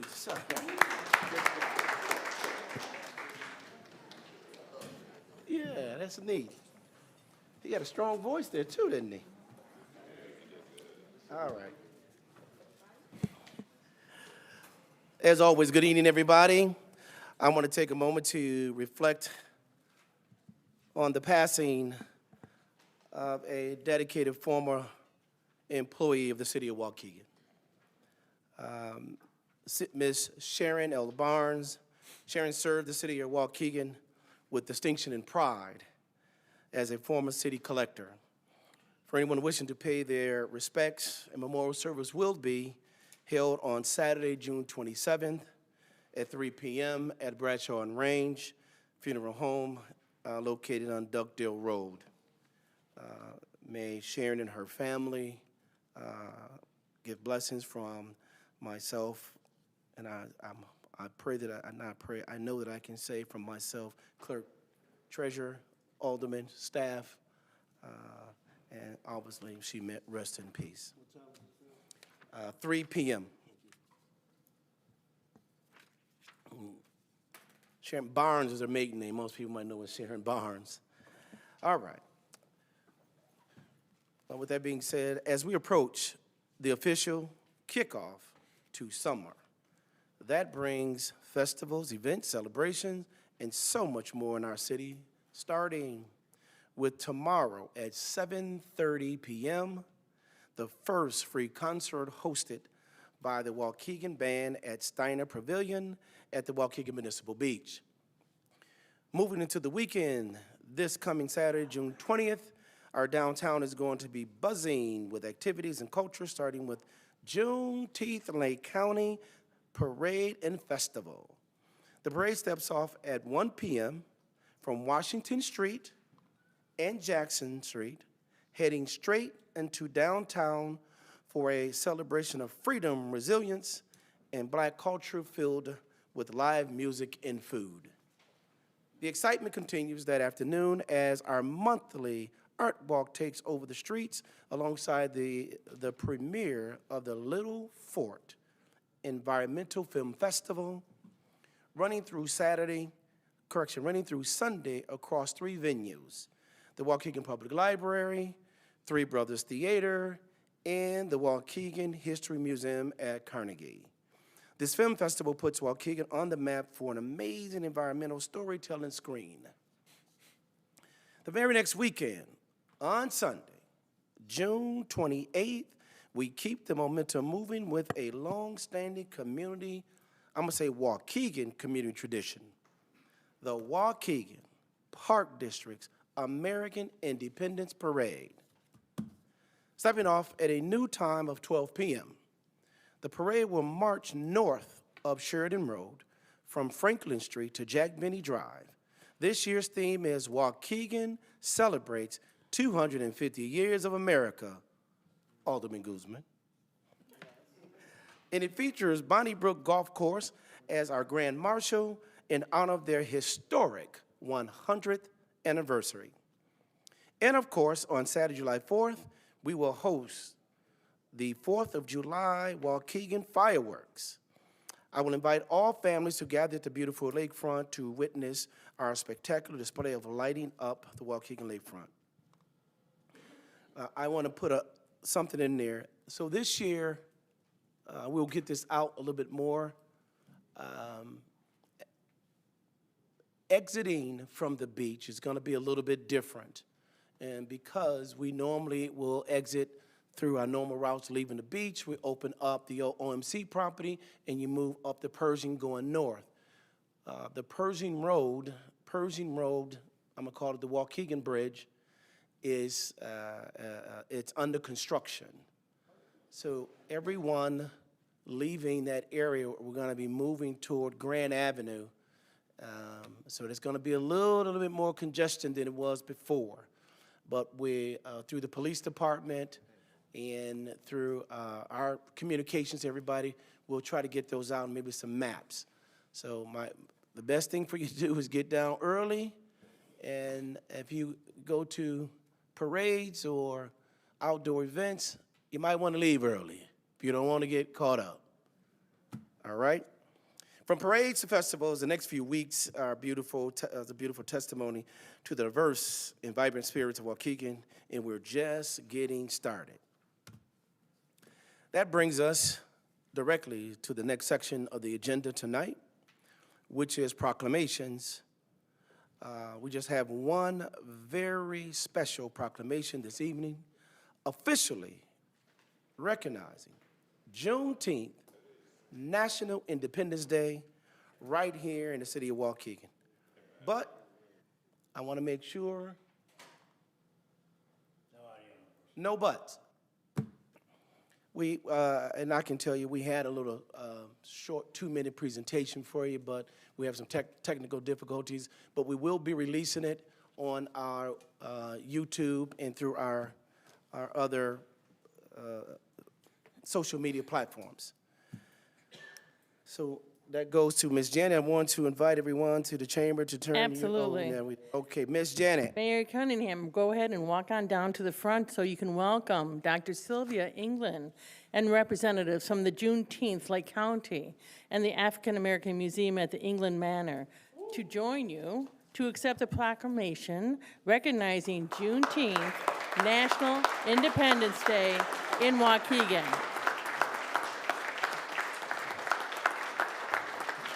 So here's the proclamation recognizing Juneteenth National Independence Day in Waukegan.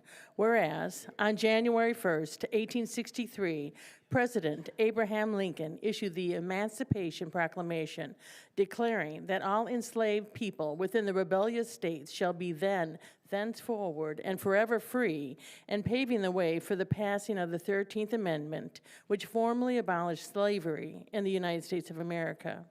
And whereas despite this decree, the news of freedom did not reach all enslaved people until 2.5 years later, when Major General Gordon Granger arrived in Galveston, Texas on June 19, 1865, to issue General Order No. 3 and enforce the Emancipation Proclamation. Whereas this momentous day, which came to be known as Juneteenth, combining the words June and 19th, marks the oldest known celebration commemorating the definitive end of slavery in the United States of America. And whereas Juneteenth serves as a symbol of the triumph of freedom over oppression, a celebration of Black excellence and resilience, and an opportunity to honor the immense contributions of African Americans to Waukegan. Whereas the spirit of Juneteenth is deeply woven into the historic fabric of Waukegan, a city that served as a vital sanctuary and gateway to freedom along the Underground Railroad, establishing a legacy of courage, justice, and community that defines the city to this day. And whereas the growth, beauty, and prosperity of Waukegan have been fundamentally shaped by the generations of Black Americans who choose this city as their home, building neighborhoods, pioneering businesses, and leading faith communities. And whereas while Juneteenth is a time of joyful celebration, it also serves as a solemn reminder of the work that remains, reinforcing the City of Waukegan's steadfast commitment to breaking down systemic barriers, advancing racial justice, and fostering an equitable community where every individual can thrive. Now, therefore, be it resolved that Mayor Cunningham and the Waukegan City Council do hereby proclaim June 19th, 2026 as Juneteenth National Independence Day in Waukegan, adopted this 15th day of June, 2026.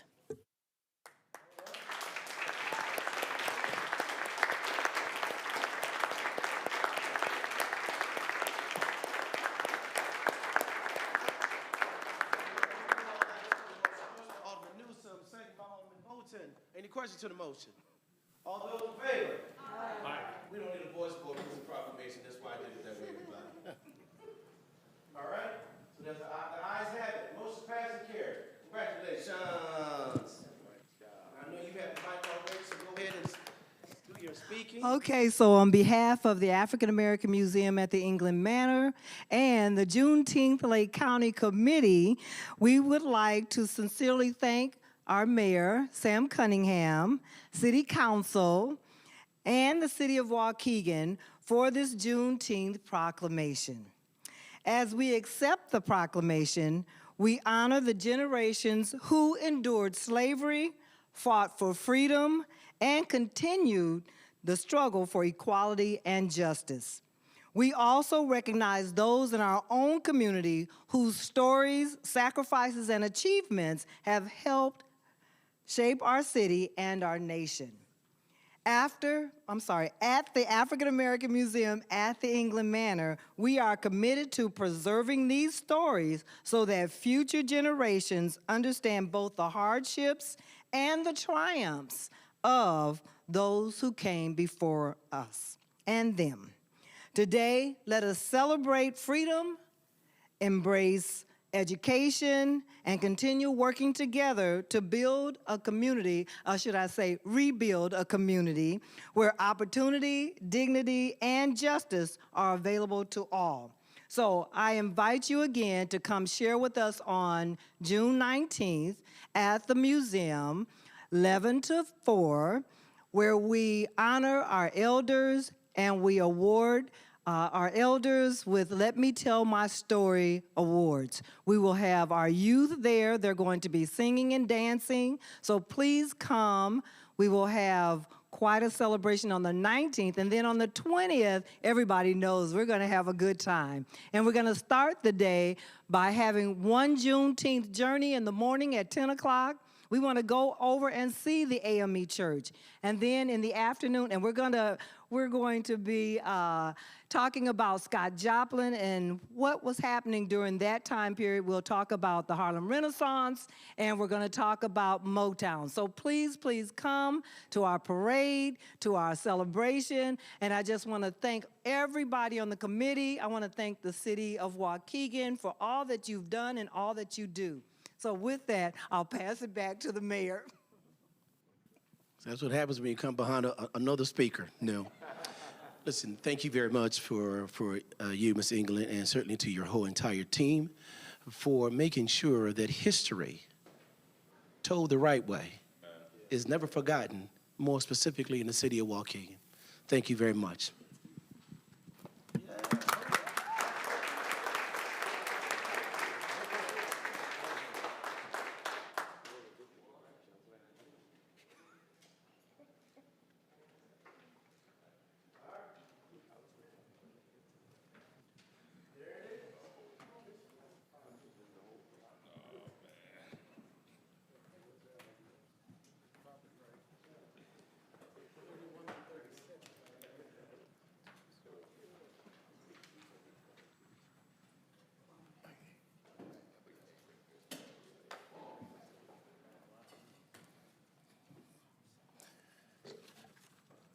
Item 3, audience time. Madam Clerk. Thank you, sir. Everyone's going to, hold on, I gotta get my timer up.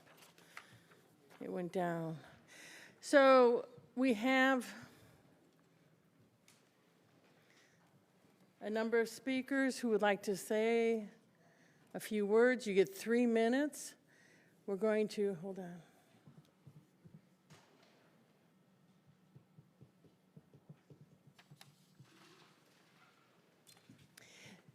So you get 3 minutes. So I'm going to call the first few. We're going to do it a little different. Everybody gets their time. We're going to give you your time, but the starting point will be at random. So there's 10 people.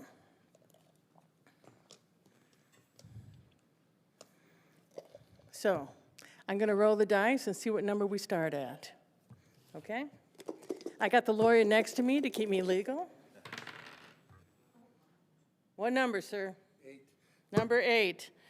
Margaret Carrasco, you're going to be first. Rayon Edwards, second. Abraham Palomar, John Ferenza, Jennifer Bannock. We'll go with those. Let me get my timer going.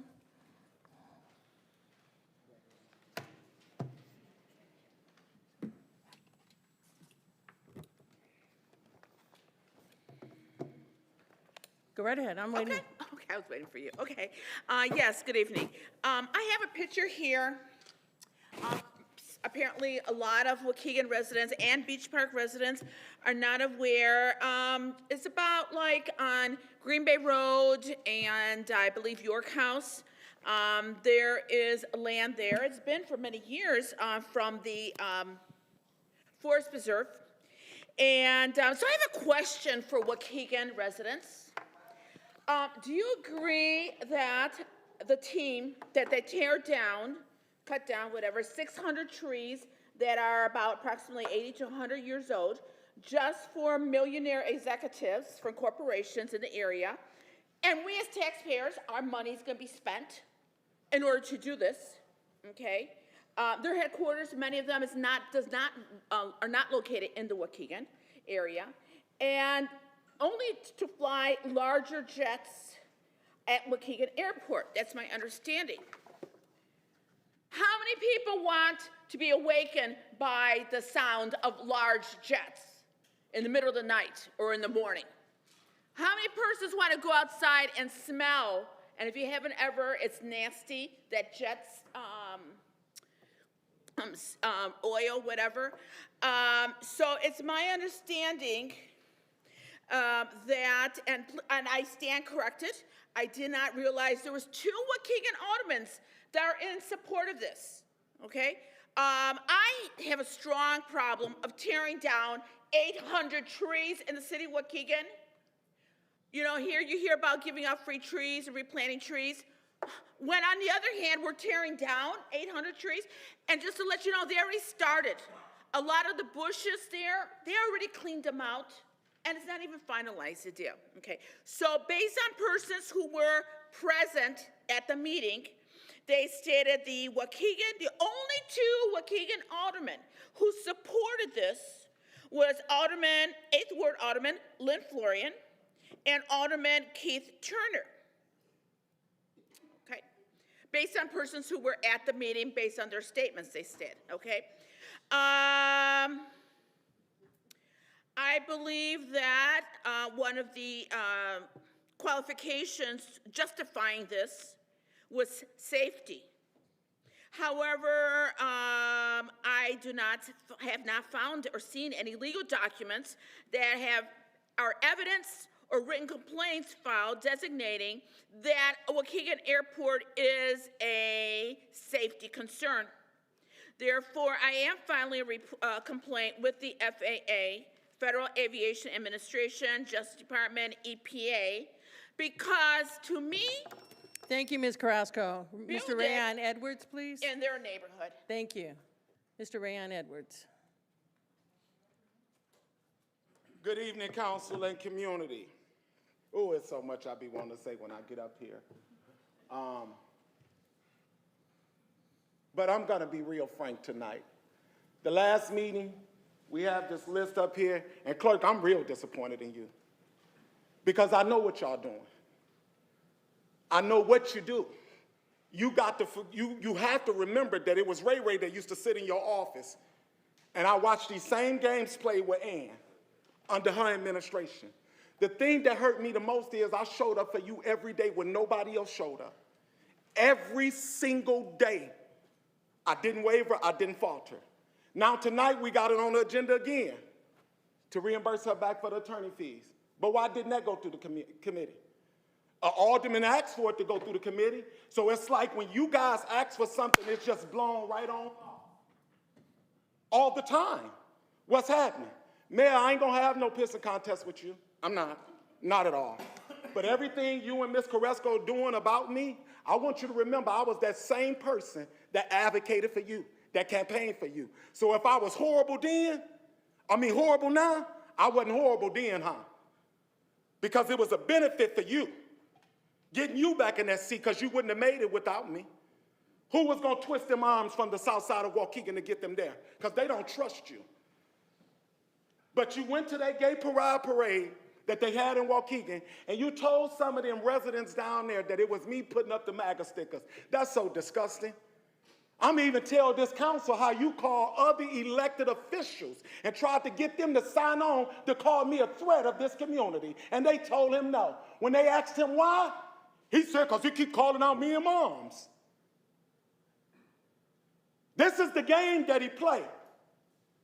So I'm going to say to him and Margaret in front of this whole community, y'all got something to tell about Ray Ray, make sure it's the truth. I don't run from mine. My past is what defined me, and it's the past. But you knew it was the past when you came to me and asked me for your support. You didn't have no problem with me knocking on every door in this community. None. You couldn't stop calling my phone.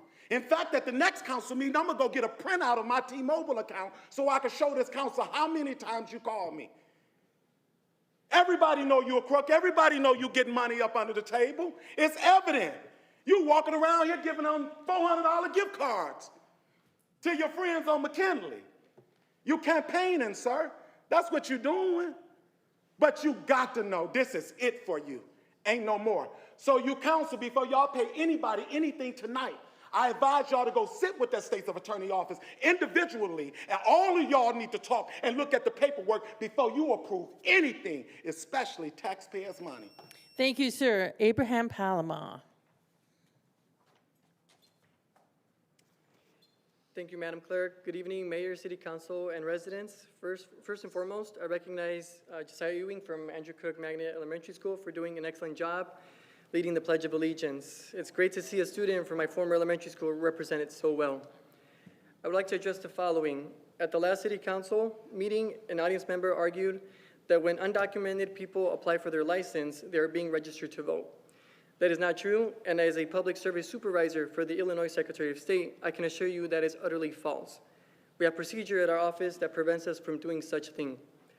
In the audience with us today is Kira Lane, a community organizer with Clean Power Lake County, a nonprofit, and this year's summer interns in the third row.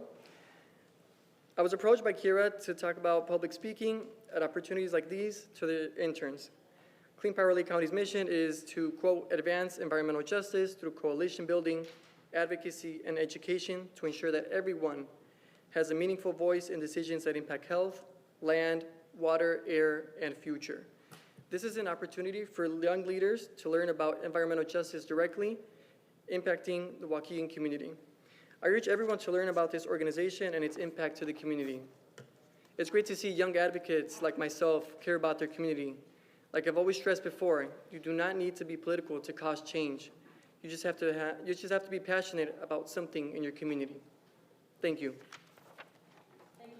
Thank you, sir. John Forenza.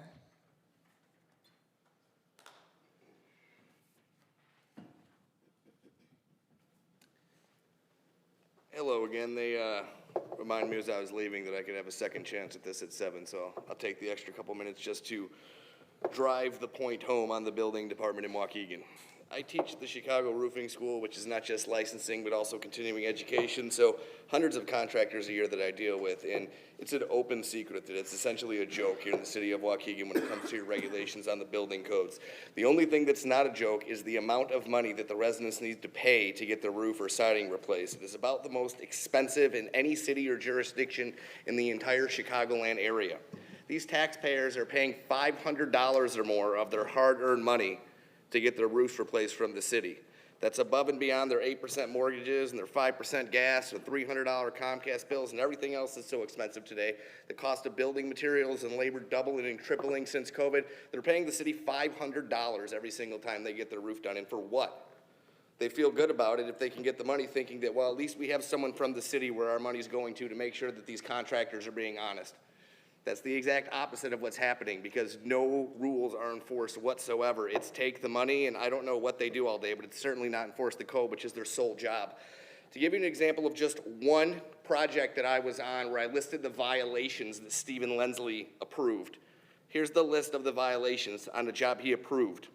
R106.3.1, R113.2, R905.1.1, R905.1.2, R905.2.8.5, R101.2, R102.1, R104.1, R104.2, R105.31, R105.4, R106.3.1, R112.1, R112.2, R112.3, R113.1, R113.2, R113.3, R113.4, in addition to 3.4.1.1 from the IPMC, which he was so nice of reminding me is also enforced in the city of Waukegan. Going back to those taxpayers and that $500, that's their hard-earned money. They might not have already a government pension and another six-figure government salary to not do their job, like Mr. Stephen Lensley, but they pay it anyways and they pay it regardless. And for every single day he is in charge of that building department, there are consequences that are going to be felt years down the road, because you might not know of these things coming up. This is not an elected position. This is a position that is elected by the council. And as the council, if he's not going to do what he is put forth doing, then who's going to stop him? Where do you go if it's the head of the department that's the issue, other than the council meeting to give my 2 cents? Think about, other than the homeowners with the consequences of their home and the work not being done correctly, what about the liability? I don't know if anyone else has been up here, but I am openly talking about the problems with the building department. If 5 years from now there's 100 people complaining, is liability with the city? I'm not a lawyer, but would a lawyer take that, and you've been told that the building codes aren't being enforced but allowed it to continue? Something needs to change. Thank you, sir. Thank you. Jennifer Bannock. Thank you. Mayor Cunningham, City Council members of Waukegan, my name is Jennifer Bannock. I am the Lake County Coroner. I'm here today to give a brief update on Vista Medical Center East, located at 1324 North Sheridan Road, and their tax situation. I think this is an important conversation for us to continue having. Vista Medical Center East is owned by American Healthcare Systems. It is the only for-profit hospital in Lake County, and it is owned by a private equity company. Like I mentioned, I want to give some important tax information updates because some important dates have just passed. Just to bring everybody up to speed, the 2023 taxes were purchased by a company called FNA DZ LLC. Earlier this year, those taxes have not been paid by American Healthcare Systems, and earlier this year, FNA DZ has filed for foreclosure. The American Healthcare Systems had until June 12th to pay those 2023 taxes, and they have not. 2024 taxes were offered to that company. They did not purchase them. They went to auction. Another company did not purchase them. So Lake County is a lien holder at Vista Medical Center East. The problem with that is with Lake County as the lien holder, the bodies within Lake County that would benefit from the receipt of those property taxes are not receiving them. June 4th, the 2025 taxes were due, the first installment. Those have not been paid. I think this is important information for the residents of Lake County to be aware of. Thank you. I'll yield my time. Thank you. The next three will be Brother Blanks, Alana Wetmore, and Dwayne Hoffman. Brother Blanks.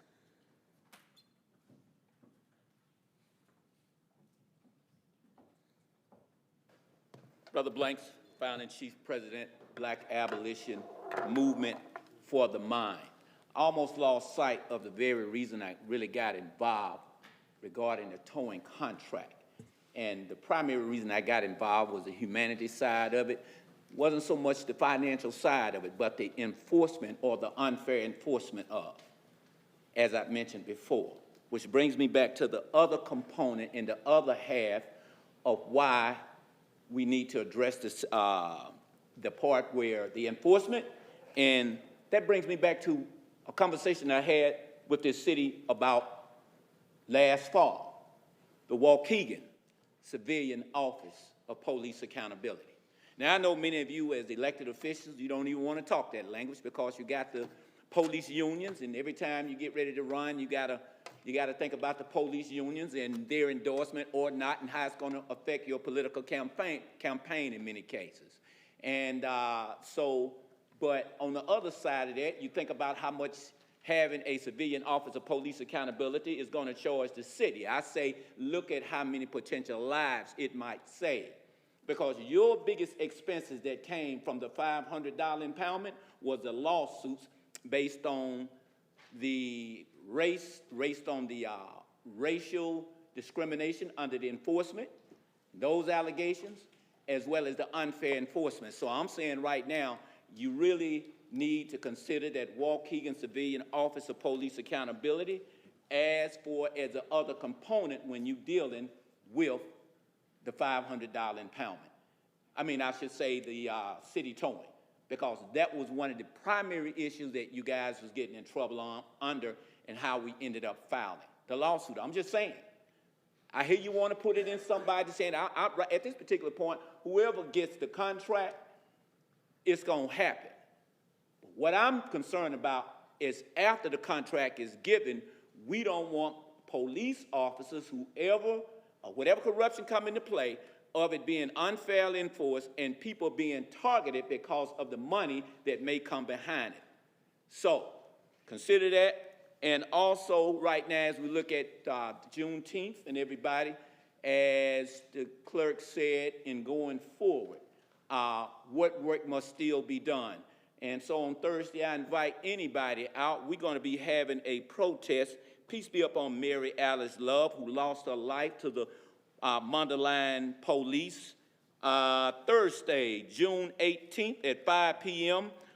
We still have work to be done, and so we'll be protesting because this young lady lost her life unnecessarily. Another reason why we need enforcement and civilian officer police accountability, not only here, but throughout Thank you, Lake Brother County Blanks. and Thank the you. nation. Thank you. Alana Whitmore.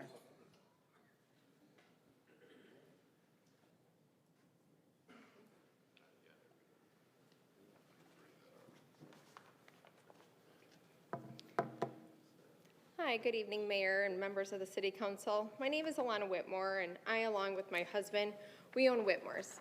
Whitmore's is a female-operated light, medium, and heavy-duty towing company. We also provide all automotive repair, fleet repair.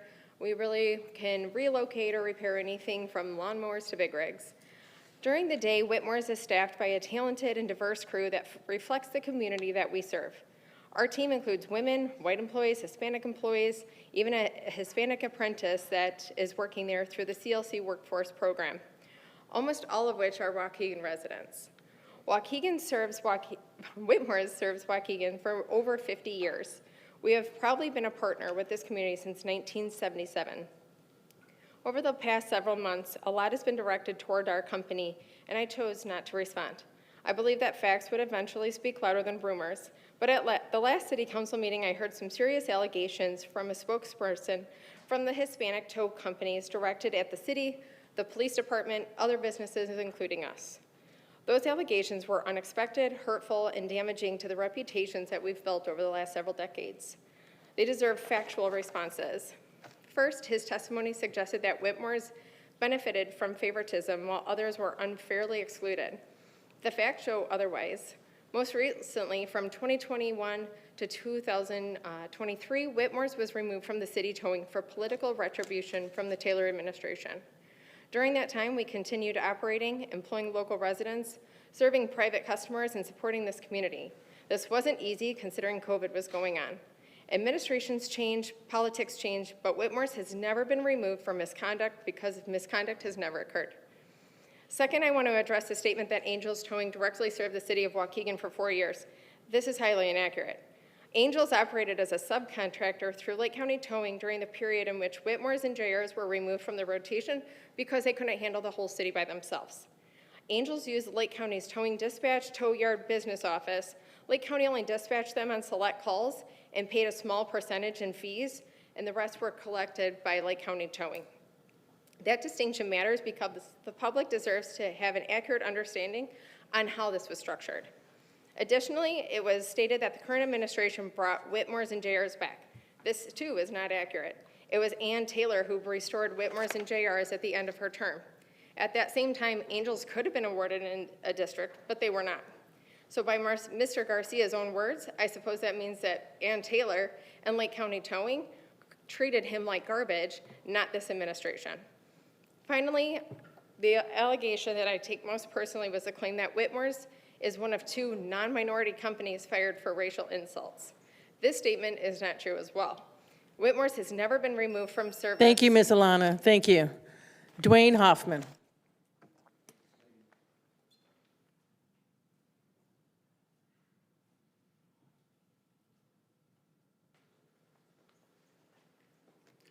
Mayor, Council, good evening. My name is Dane Hoffman. My wife and I, as she said, own Whitmore's, and she runs the operations. Whitmore's has served the city of Waukegan since 1977 for nearly 50 years. We've partnered with the city professionally through several administrations. We've responded to accidents, fatalities, vehicle fires, DUIs, and recoveries. Tonight, I want to talk on facts. Over the last 10 years, towing rates in Waukegan increased just once from $185 to $225. That's a 22% increase over an entire decade. During that same period, diesel fuel is up 90%, commercial insurance up 70%, wages 40%, equipment maintenance and repair up 40% as well, and don't even get me started on the taxes from Lake County and Illinois. So when people question 22% increase over 10 years, I ask this council to view it in the context of the actual costs required to operate safely, legally, and professionally. I also want to address several accusations that have been made publicly. We heard claims that Whitmore's targets black and brown residents. False. We don't decide who gets stopped by the police, and we don't decide who gets towed. We simply respond when dispatch calls. We've heard accusations that we charge different prices based on race. False. We operate from the same pricing sheet used by all three towing companies. Every customer receives a receipt, and if anyone believes they were unfairly charged by any of the towing companies, we encourage them to go take it to the attention of the Waukegan Police Department. We've also heard claims that we do not maintain a secure tow yard. That's false. We operate 2 separate tow lots. One stores wrecked and immobile vehicles which we are legally required to retain for a period of time before proper disposal. The second is intentionally hidden because it's been released in the past to the public. It's gated, secured, and under video surveillance. You can come and see it anytime you want. Waukegan to provide proof of valid workers' I would also respectfully challenge the council to require every company that currently performs towing services for the city of Waukegan to provide proof of valid workman's compensation coverage before midnight tonight. If a company has proper coverage, producing proof should take minutes, not weeks. Workers' compensation protects the employees, property owners, and the city of Waukegan from unnecessary liability. Finally, I want to say something personal. Over the last several months, my family, employees, and business have been subjected to rumors, accusations, and personal attacks. Normally, I'd ignore it, but these accusations have been influencing public opinion and public policy. They deserve a response. My wife and I are raising 4 kids while serving our community and running a business. She serves as a Village of Winthrop Harbor trustee, and I serve as a vice president for the school board.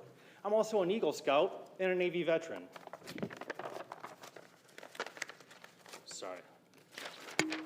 We spend our lives working, raising our children, serving communities, and building something we're proud of. Everyone we earn through hard work and sacrifice. So when these accusations are made, I ask Waukegan something simple. Consider the Thank you, sources Mr. and Hoffman. look at the facts. Thank you. Mayor, that concludes your audience time.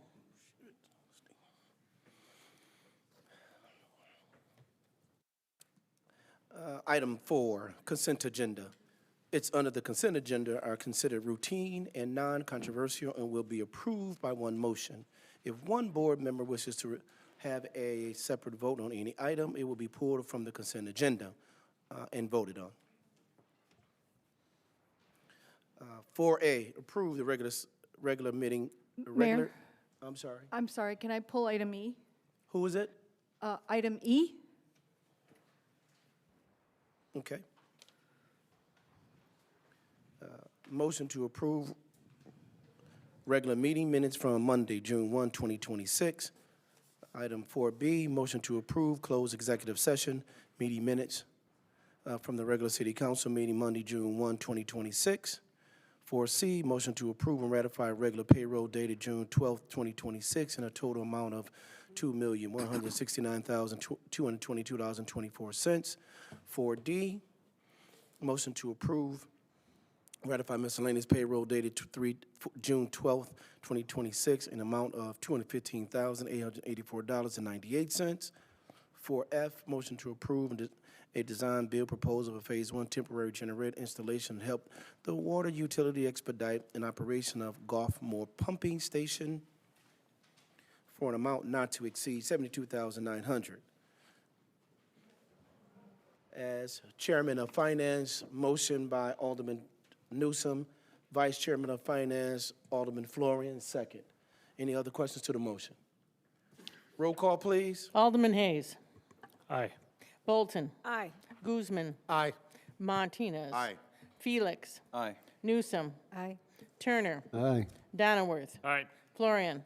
Aye. Motion passed, sir. Motion's passed and carried. Item E, motion to approve vendor payments dated June 15, 2026, totaling the amount of $1,683,040.15.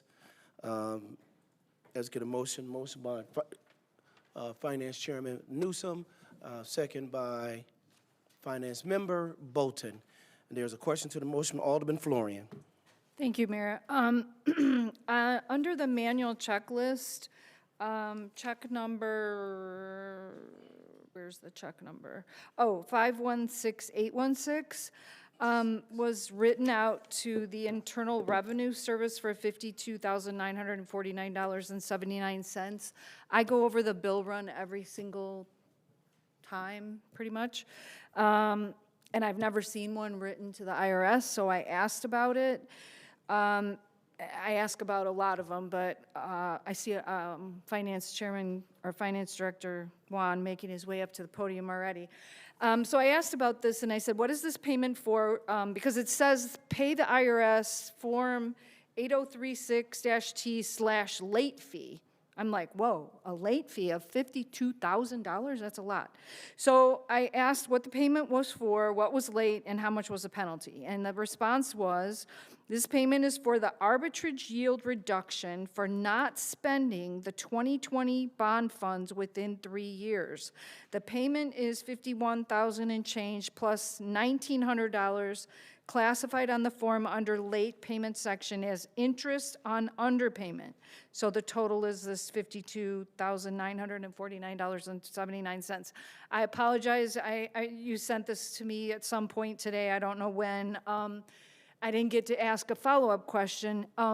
So why didn't we spend the money timely? Like, how is it that we borrowed this money to do a particular thing and then we don't do that thing? Sure.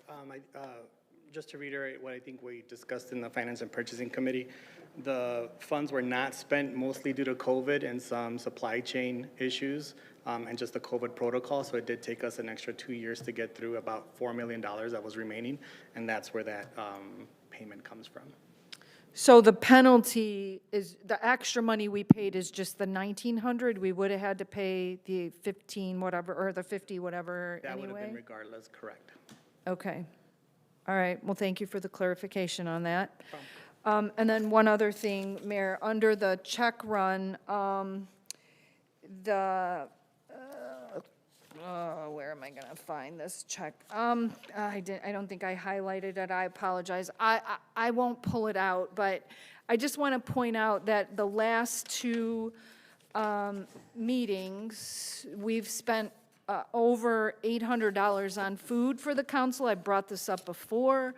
I don't think the citizens of Waukegan should be buying food for the city council and/or the staff, for that matter. If the staff need dinner, they should go at 4 o'clock and have dinner and come back in time for the meeting or whatever. But I just don't think we should be spending what would then amount to almost $12,000 a year on food for the city council on city council nights. I just don't think it's appropriate, so I just wanted to say that. Thank you. Thank you, Alderman. Before we move on with the 52,000, I'm about to call him Alderman. Director of Finance, Mr. Garcia, can you please highlight the time frame in which that was not spent, just so we're clear? Of the 52,000. No problem, no. Thank you, Mayor. From 2020 to 2023 is when we should have spent $15 million. We spent about $11 million, and then from 2024 to 2025 was the remaining $4 million.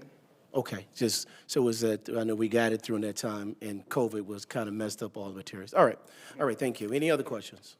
Yes. Was that a one-time payment, and that's it? Yes, that's a one-time payment. Okay, it's not going to be reoccurring. No, it's not. Okay, got it. There's a motion and a second on the floor. Roll call, please. Alderman Hayes. Aye. Bolton. Aye. Guzman. Aye. Martinez. Aye. Felix. Aye. Newsom. Aye. Turner. Aye. Donnerworth. All right. Florian. Aye. Motion passed, sir. Motion's passed and carried. Item 5, reports. Monthly Treasury Report, Dr. John R. Schwab. Thank you, Mayor. The monthly treasury report for May has been filed with our city clerk, Janet Kilkelly, and is or soon will be on the city's website for all of our citizens to see. Thank you. Okay. What is this? What is this? Motion to approve orders making appropriation of sums of money for all. Do we have to do this?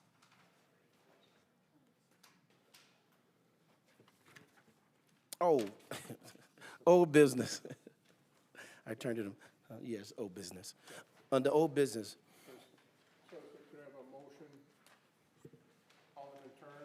Actually, I need a motion to amend.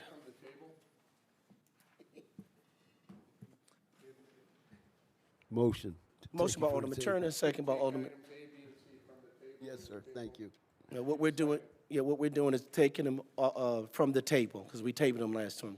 Then you can come back with your, so a motion by Alderman Turner, a second by Alderman Bolton, correction, Alderman Guzman, to take from the table items A, B, and C as they appear in the agenda. Any questions? Roll call, please. Alderman Hayes. Just to take them from the. Yeah, it was tabled last week, so we have to take it off the table and then talk about it. Aye. Bolton. Aye. Guzman. Aye. Martinez. Aye. Felix. Aye. Newsom. Aye. Turner. Aye. Donnerworth. Aye. Florian. Aye. Motion passed, sir. All right. Taken from the table's a new one. I haven't heard that before. Listen, Alderman Turner, we got yeah, you know. I thought maybe it was a joke because I was voting first. I was like, wait, hold on. I don't know. All right, yeah. All right. Tom, read your handout. No, Thank you. Oh, wow. Appreciate No, that. Yeah. that Never was miss an opportunity for a that's dig. I'll take it. That's a comeback, Keith. Get ready, I'm telling you. Bring it, man. All right, motion, we got item A, motion to approve ordinance making appropriation of sums of money for all necessary expenditures of the city of Waukegan, Illinois, and the corporate purposes of the fiscal beginning May 1, 2026, ending May 30, 2027. We have Finance Chairman Newsom. Is a motion on the floor. Actually, I wanted a motion to amend the budget. You can after we put the item on the floor. Okay. Go ahead. All right, there's a motion on the floor. There's a second by Alderman Florian as vice chair. There's a motion and a second. Any questions to the motion?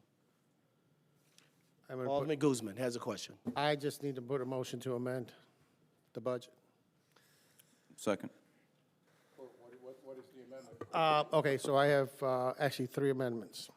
Number 1, to remove special project analyst from line items and actually the actual put down the actual position, what they do there, not a vague. Yeah, not a vague job description. I want an actual job description on there. So we can do those separately. I second that one. You have like eight positions on that budget that says special project analyst, and it's vague. So you have to basically ask what those positions are. I actually want them written out what those positions are. Inside the budget? Yes, so remove the special project analyst and write down what those people actually do. Alderman. Or what position, not what they do, what their positions is. Alderman, if you take a look at the job description of special project analyst, it tells you what they do. No, because I looked at the budget, it says special project position. analyst. I'm sorry, Alderman, the position. What's in the budget is the dollar amount. You want to know what they do. There is. No, the description, like Director of Finance, that's a description. Special project analyst, that's just, and that's in how many departments? I think that's in like 3 or 4 departments. So I want that to say, I don't know, a title. It's a special project analyst. Do you want to see what the description of the special project analyst does? That's what it sounds Yeah, like. what their job is. All right, do we have a copy of that? We can give that to him right now. No, I wanted to put it on the budget. Put that line item. Get rid of special projects and put actually what they do. Give an example of the title that you want. Okay, so you have. The title that you, as an example, the title of what? Replace special projects with what? So if you have a director of finance, I want it to say director of finance. If you have, I don't know, director of intergovernmental relations, that's what it should say, not just vague special project analyst. So a more descriptive title Correct. of what their duties are. That's it. But again, Alderman, and that would be covered in the salary ordinance, and it would give you those descriptives. This is just a dollar amount for those positions, sir. It says the same thing. I just want a more detailed description. So you want us to rename the positions and give a more descriptive? Correct, that's it. Okay, Not that's fine. vague, not vague, not project, project. And I get it, but I still need, that's still part of, this is just the spending in order to do that, sir. And these. Yeah, but it could say, amend the budget so it can actually give the description of the position. I don't think that's that hard. It's not, sir, but are you asking us to hold up the budget? No, no, no, no. I want you to amend it now and say, okay, I'll do it, and I'll do it. And that's it. I will do it. Yeah. That's it. That will be done by HR, and tell you what we'll do. I will have her give you those descriptions. No, they already gave it to me, but they're No, not on the amended ones, so Okay. you can see what they are, but, I want everybody else to see it. I'm sorry? I want everybody to see it. Whoever looks at the budget, I want them to see Okay, it. and know. we'll get that done. We'll Okay. get that, that's an easy one. But you could have just said that. I did. I did. Okay, without amending the budget is what I'm Oh, saying. I told them, and they said they'll think about it. They said, we'll see, we'll do it. All right, we'll But do it. go ahead. All right, we'll get it done. Can I just?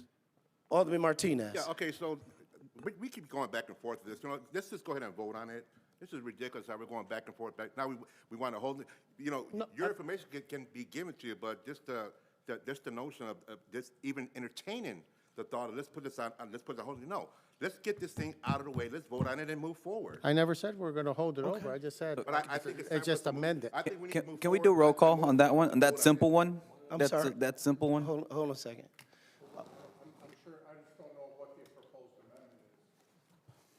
The detailed, Just, what is the proposed?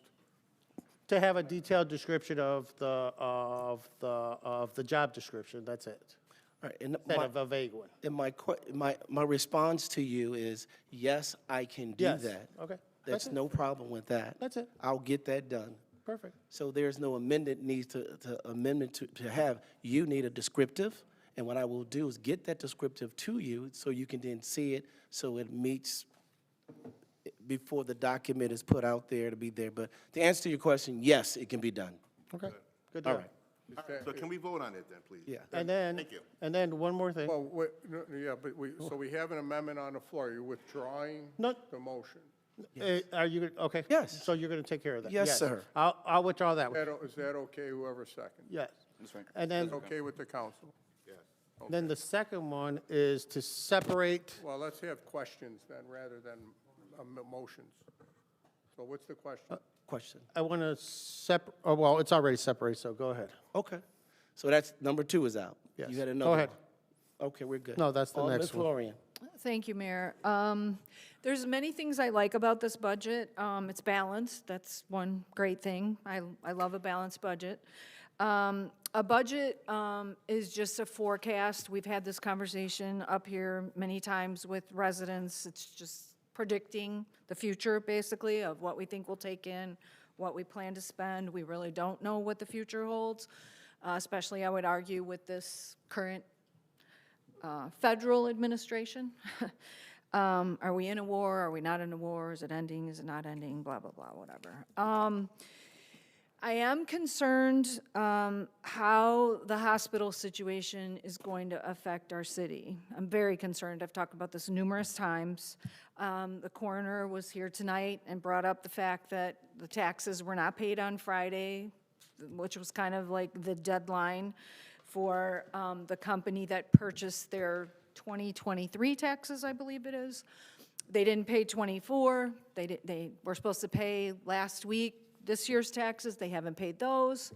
So now we're on 3 years of no property taxes. The amount we get, they owe approximately $1 million a year. The amount we get is about $400,000. So for at least 2 years now, we are out about $400,000 for each of those years. The first year, someone purchased them, so that money we I'm got sorry, paid for. Alderman Florian, what does this have to do with the budget? Okay, can I okay. finish speaking, I please, apologize. sir? Yes, I didn't know you were running this No, meeting. no, ma'am. Go I'm- ahead. Go ahead, Alderman. Go Thank ahead. you, Alderman. Thank you. Go ahead. It Alderman. has to do with our budget, because if that hospital closes, I would like Fire Chief Pazer to confirm this, we possibly are going to need more ambulances and we're going to need more EMS service, because they're going to be going to Libertyville, Highland Park, Lake Forest, and probably Kenosha. So they're going to be gone a lot longer than they are when they go just to Vista.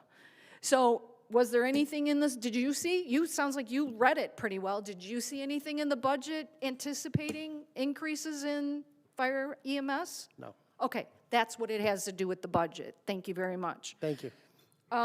I think I'm also concerned about our present employees not being valued over bringing in new employees. There's I think 14 new full-timers and 18 part-timers. I don't know if Alderman Hayes is going to speak on this, but he got numbers on what that's actually going to cost the city. As we all know, our personnel is our largest expense. We provide a lot of service with fire, police, public works here in City Hall.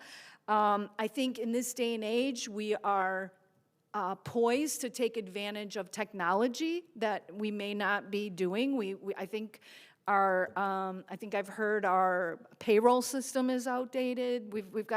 We should be investing in technology and supporting the people we have and keeping them, giving them everything they need to succeed in their job, more training, more support to make their job easier and provide better service to our people. I'm also concerned about some of the vehicles we're purchasing. I'm sorry, Mr. Lindsay, but when you came up here and explained you need a vehicle so 4 of you can ride together once in a while, that's just, to me, utterly ridiculous. We have so many SUVs sitting around City Hall every day.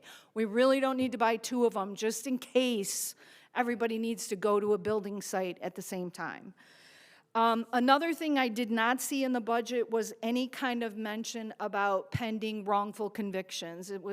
I alluded to earlier tonight that that's one of our biggest expenses is when someone is wrongfully convicted and incarcerated, which is heartbreaking and wrong. And the only way we have to amend that situation is to provide money. And I think we still have several of those cases pending, and it concerns me that that was not addressed in the budget. So that's all I have to say. Thank you. Any other questions? Roll call, please. Alderman Hayes. Aye. Bolton. Aye. Guzman. Aye. Martinez. Aye. Felix. Aye. Newsom. Aye. Turner. Aye. Donnerworth. Aye. Florian. No. Motion pass. Motion passed and carried. Item B, motion to approve an ordinance setting the salaries and wages to be paid to management and non-union employees to the city of Waukegan for the fiscal year beginning May 1, 2026 and ending April 30, 2027. Finance Chairman Newsom, second by Alderman Finance Co-Chairman Florian. Are there any questions to the motion? Alderman, I have a question, Mayor. I'm sorry, Alderman Hayes. So just kind of parroting a little bit what Alderwoman Florian was talking about, but the Director of Finance got me a really quick response earlier today when I asked him about current salaries and where we stand.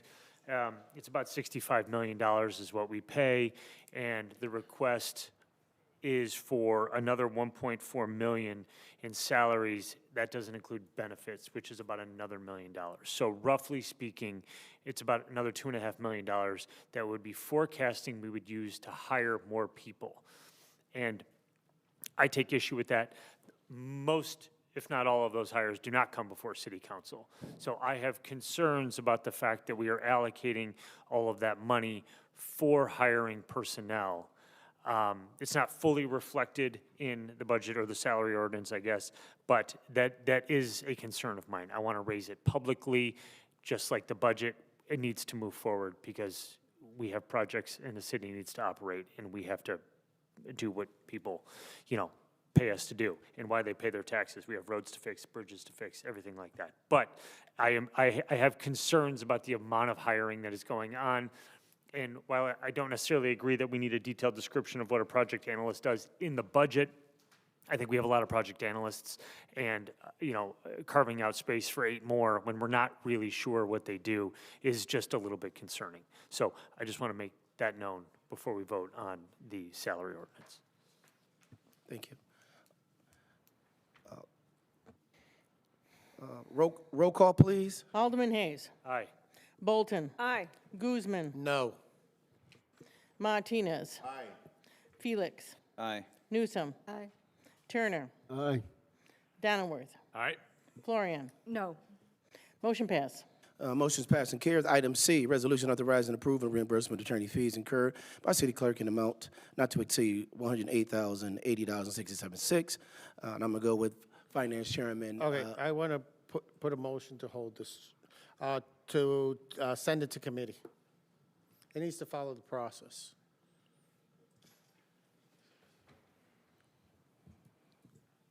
So that's where I think we're at an impasse. It needs to follow the process. Like, everybody goes to committee, then it comes out of committee, then it goes to city council, not just jump in front of everybody who's been waiting for a long time for their stuff and just bypass everybody. Goes from a Monday or Tuesday to an agenda right away. It has to follow the procedure, I agree. Motion is seconded. okay? Motion to refer this to committee, Second. second. Okay, there's a motion on the floor, and there's a second to refer this to committee. And what committee is that going to be? Finance Committee. Yeah, it's Finance Committee, if it goes. So Actually, wouldn't it go to judiciary? Finance Committee. Okay. Finance Committee. So what we're going to do then, we need to vote on this particular motion. Yep, we So- do have to vote on it. All right, there's a roll call. Listen, an aye vote is to send it to committee. A no vote is not to send it to committee. And Alderman, we were simply doing what the council had wished for way before we got, there's full support of this, and I know you spoke about it when we first came in. Mayor, I have no problem listening to it, no problem at all. I'm just saying it has to follow the procedures. I don't think it's. Because then other stuff that has gone 3 and 4 aldermen that support it goes to committee. And it doesn't bypass everything. This bypassed everything. Okay, we have the motion to refer. Again, an aye is to refer to committee, a no is to Alderman Florian. Thank you, Mayor. There's the motion on the floor in a second. Can I have the first and the second, please, We on got a that? motion by Alderman Guzman, second by Alderman Turner. So I agree with Alderman Guzman that this should go to a committee. Everything should go through committee. And the main reason I agree with that, when I first got elected in 2019, and we did committee meetings, residents could come to that podium. They were not timed during committee. They could come, they could ask multiple questions, and they could get an answer. And that was the one time that residents could come to us and get an answer. And I don't know when along the process it stopped happening, but now they come to committee and it's just like audience time here at City Council. They're allowed to speak for 3 minutes and then they go away. They never get an answer from us anymore. And I really think not just for this particular motion or item, for everything, when we bring it to committee, people should be able to get an answer. Now, not everyone's brave enough to come to that podium and ask a question, but for those that are, I believe we should respond to that. And I'm confused of why we don't do that anymore. I mean, Alderman Turner, you've been coming to council for 20 years. Do you remember when people got answers? Yeah, I do. And if I may, I agree with what's being stated about it going. I don't think everything has to go to committee. There are times when things can and should go straight to council. I do. Well, I know, we've done it. But this thing should not, okay? Okay, I want to be very clear. Now, I'm going to boast a little bit. I got over 25 years up here at City Council. And Alderman Florian or any other alderman, you get your answers when you talk to aldermen. That's typically what happens. We have been very, very transparent, not just with me, I think throughout our entire process, by committees. What we do in committees, that's to be clear, we give a detailed description of what we are trying to accomplish. All of us should say we agree to that. That's what we try to do at committee time. For aldermen, for residents, heck, even time for for staff to give us some information that we might have heard. to be very clear, so when it does come to the floor, it is less debate, unless there's something specific. We all agree to that. So while I agree with you on all of those principles, but I disagree when you say we don't do that. We do that. And I think we're very good at doing that. And different processes may happen as different individuals take the helm right here or become chairman. I think we do that very, very well. To Keith's point, there are some items will either come to committee or directly to the floor, depends on the importance of it. So I will just disagree. We do that. So let's be clear, we do that. Doing it tonight. Matter of fact, we're doing it tonight. Certainly, if it passes. If not, then it goes to the floor and we vote on it. And again, Alderman, we're open here. So there's a motion and a second on the floor. Again, the motion is to refer to committee. That's an aye vote. A no vote is to leave it as is and vote on it right here on the floor. All right. Roll call, please. Alderman Hayes. Aye. Bolton? No, because we not only, you would get to come to us aldermen, we also get to go to our department heads if you need answers or questions. We make personal visits. We deal one-on-one, so no. Guzman. Aye. Martinez. No. Felix. No. Newsom. No, because it would come to the Finance Committee, and how much more discussion are we going to have about this item in finance? How much more are we going to learn other than what we received already? No. Turner. Aye. Donnerworth. No. Florian. Aye. It fails. The motion failed. Items. You need a motion and a second to. All right, motion by Alderman Newsom, a second by Alderman Florian as vice chair. Any other questions to the motion? Roll call, please. This is, read the. I'm sorry, motion- your mic's not on. My mic is on. So the motion right now is resolution authorizing approval and reimbursement of attorney fees incurred by city clerk in amount not to exceed $108,080.67. So there's a motion and a second. There's a motion and a second, and the aye vote is to approve the motion on the agenda as read. Any discussion? All right, roll call, please. Alderman Hayes. No. Bolton. Aye. Guzman. No. Martinez. And that's the reason, because she's been through enough already. For God's sake, let's put an end to this. Definitely aye. Felix. Oh, do want to say something too as well. In terms of responding back to the residents and questions, and we can respond on our own. I follow up with a lot of residents all the time, and even in the last administration, the mayor used to say, we don't respond. We can respond at the end at alderman time, or I actually follow up with whoever's bringing up any situation, and take that and run with it. Help them out, help the resident out, help the business out, help the organization out. So it's up to us to do the follow-up and do the work. Aye. Newsom. Aye. Turner. I just want to clarify, I think the objection here and the desire to put this in committee was not based on any objection to paying, going through with this motion. I, for one, absolutely have always been 100% in support of this situation which the clerk found herself, and I am in support of this motion. But the point, I think, what Alderman Guzman was making is that procedurally, it happens often that one of us makes a motion, there's a motion floating, and it doesn't progress. And then this particular motion came up and went straight to the floor. Not so much a matter of what it was and all that. I think all of us are in agreement. So anyway, just want to make that clarification. I agree. And with that, I vote aye. Yes. Is that an aye, sir? Yes, ma'am. Absolutely. You know it is. Yes. Donnerworth. I'm also 100% behind the clerk, and it's an aye. Florian. I abstain. Goes with prevailing. Motion pass. The motion passed. Motion passed. Great. Item 7, new business. Resolution approving the 2026 Home Consortium Agreement.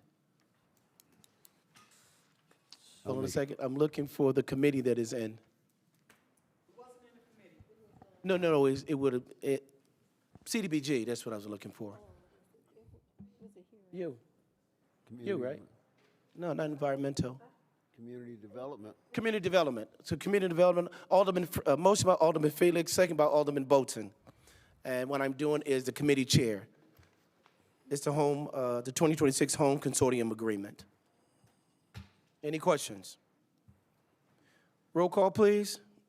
Alderman Hayes. Alderman Hayes. Aye. Bolton. Aye. Guzman. No. Martinez. Aye. Felix. Aye. Newsom. Aye. Aye. Turner. Aye. Donnerworth. Aye. Florian. Aye. Motion passed, sir. Item B, motion by Alderman Bolton, an ordinance to amend the intergovernmental agreement between the City of Waukegan and Swalco.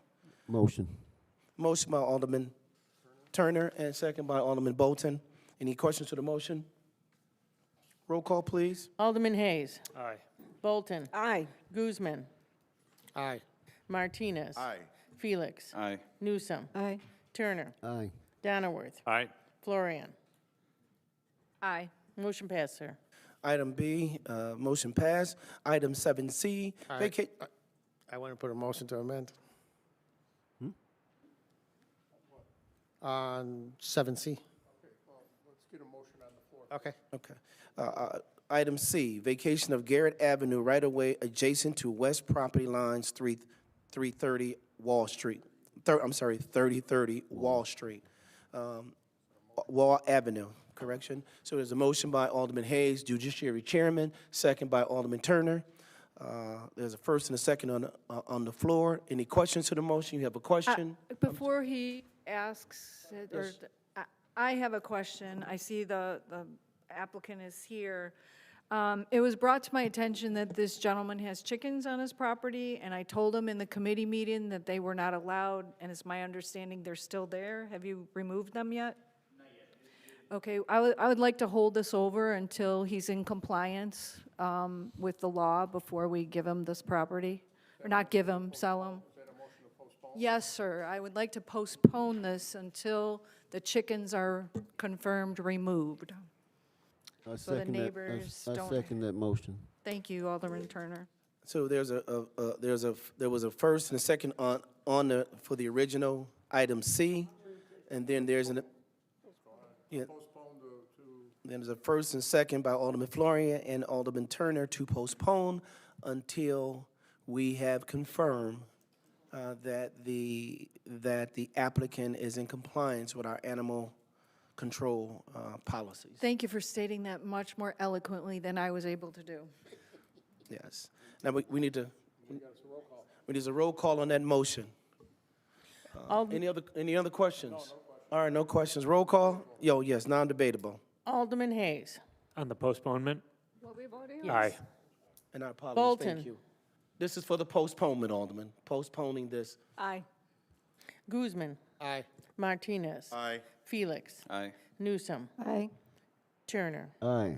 Donnerworth. Aye. Florian. Aye, thank you. Motion passed, sir. Okay. So we'll work with you with our animal control department. Chief, let's make sure we get somebody to work with them, get that taken. So, all right. Item 8, ordinance, none. Mayor, Uh-oh. were you gonna say something about that or no? No, they postponed It's it. postponed it. Okay. We'll talk. Just let me know what it is and we'll get it taken care of. All it is that, basically, if we're gonna sell it to him at $15,000, he cannot go over there and sell it a year from now and triple or quadruple his money. So he must, if he sells it in 3 years, anything before 5 years, he has to sell it at the This is postponed. $15,000. Yes, We'll talk postponed. about it later. Yep. Alderman, and I'll talk to you Yep. afterwards. Not a up there. problem. All right. Thank you. Yes, it's postponed. Mayor, Yes. can I say something? Alderman Martinez. Yes, sir, I don't know who you are, but from my understanding, you took care of that property for 15 to 20 years, free, correct? So you first of all, you should, you earn my credit, my respect, so I give you credit for that. So let's not, I commend you for that, for doing that. That speaks a lot of volume, so just to put it out there, is that. You know, Think- poor guys, he'll take care of the chickens, but I feel like you guys are like interrogating him in a certain way. Thank you for taking care of that property. I appreciate that. What, we can't, I'm sorry, sir, we can't do that. No, yeah, it's been postponed. No. Thank you. Yeah. Just see me after a council meeting. Thank you. If I did that, oh my goodness. The young ladies and young men who are here tonight, you will see a different council. Anyway, but thank you. Everybody, thank you for coming in and witnessing that. I love it when our young men and young ladies, give them a round of applause, everybody. Yes. Thank you for coming out. So, item 9, closing items, Alderman's time. And before I go there, this is where the Alderman speaks and just talk about things that's going on either in their wards or the city or some things they want to highlight, all right? I should have done that if we went down the agenda. All right, thank you. Madam Clerk. Alderman Hayes. Pass. Alderman Bolton. Yes, I just want to re-echo everyone take time out to have fun this weekend. Enjoy Juneteenth as it is announced. Also wanted to salute one of our community faith-based leaders, Pastor Ivory, for serving the community as his congregation for the past 5 years. That's all I have. Oh, wait, I have to thank our department heads and our team for all their hard work, staying late, dealing with all the complaints, just in our police and fire and all our departments. I just want to say thank you. We appreciate you. Alderman Guzman. Okay.